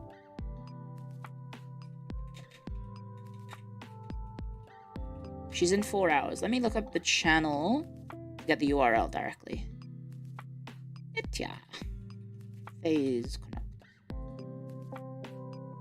There we go. Streamed 7 hours ago? 8 hours ago. Oh, it's called Checking Your Google Searches. Tell me what you search. Come on. That is the stream. I wasn't sure if it was that one or something else. Okay, we'll raid that. Cool. So guys, thank you very much for chatting with me. Thank you for hanging out. I did a chatting stream. I didn't actually just end up playing a video game like I have, like, I think all last week, in which I played a shit ton of Battlefield. We actually did just yap for a while. So thank you very much for coming. I hope you enjoyed the yapping. I hope you enjoyed hanging out with me and spending time with me. And I will see you guys... I'll see you guys tomorrow. Have fun with the new FaZe Saga members. Please go support them. Like, subscribe, all that jazz. They're on Twitch and YouTube. I don't know if they're going to multi-stream everything. Hopefully. But, yeah, please go check them out. Support them. Hopefully everything goes well. Their debuts were amazing, so please support my Kohai. It's weird that I get to say that now. Please go support them, and, yeah. I'll see you guys tomorrow. Thanks for watching. I'll be back. Stream all the new songs that they put out. It's very cool. Very cool. And yeah. Don't forget to subscribe to them as well. Because, yes, important. Okay. Good night, guys. Thank you to all the lurkers, chatters, raiders, subscribers, donators, gifters. Thank you very much. Model Alex, thank you again for the super chat. I think I said thank you, but...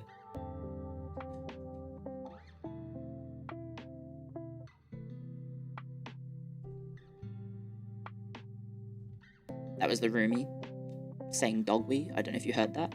I had to mute. I was like panic muting. I was like, ah! Yeah, thank you guys. Thank you very much. Wait, why am I sweating? Did I accidentally hit a toggle? I must have. Where's my sweat? There we go. Okay. I'm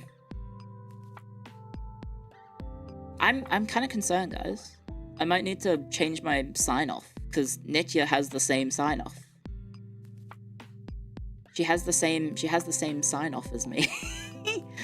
In which I say, see you later, IT Gator, in a while, Clio dial. Good night, guys. Please remember to vote for me in the streamer award thingamabob. But yeah. See you later, IT Gator, in a while, Clio dial. I'm legally distinct, yes, hopefully we don't... Yeah, the green VTubers have similar sign-offs, isn't that interesting? Anyway, good night, guys. I will see you tomorrow. Have fun. Hope you have a wonderful rest of your weekend. Good night. No. No. How do I remember to end streams? Oh, there, here we go. Good night, guys.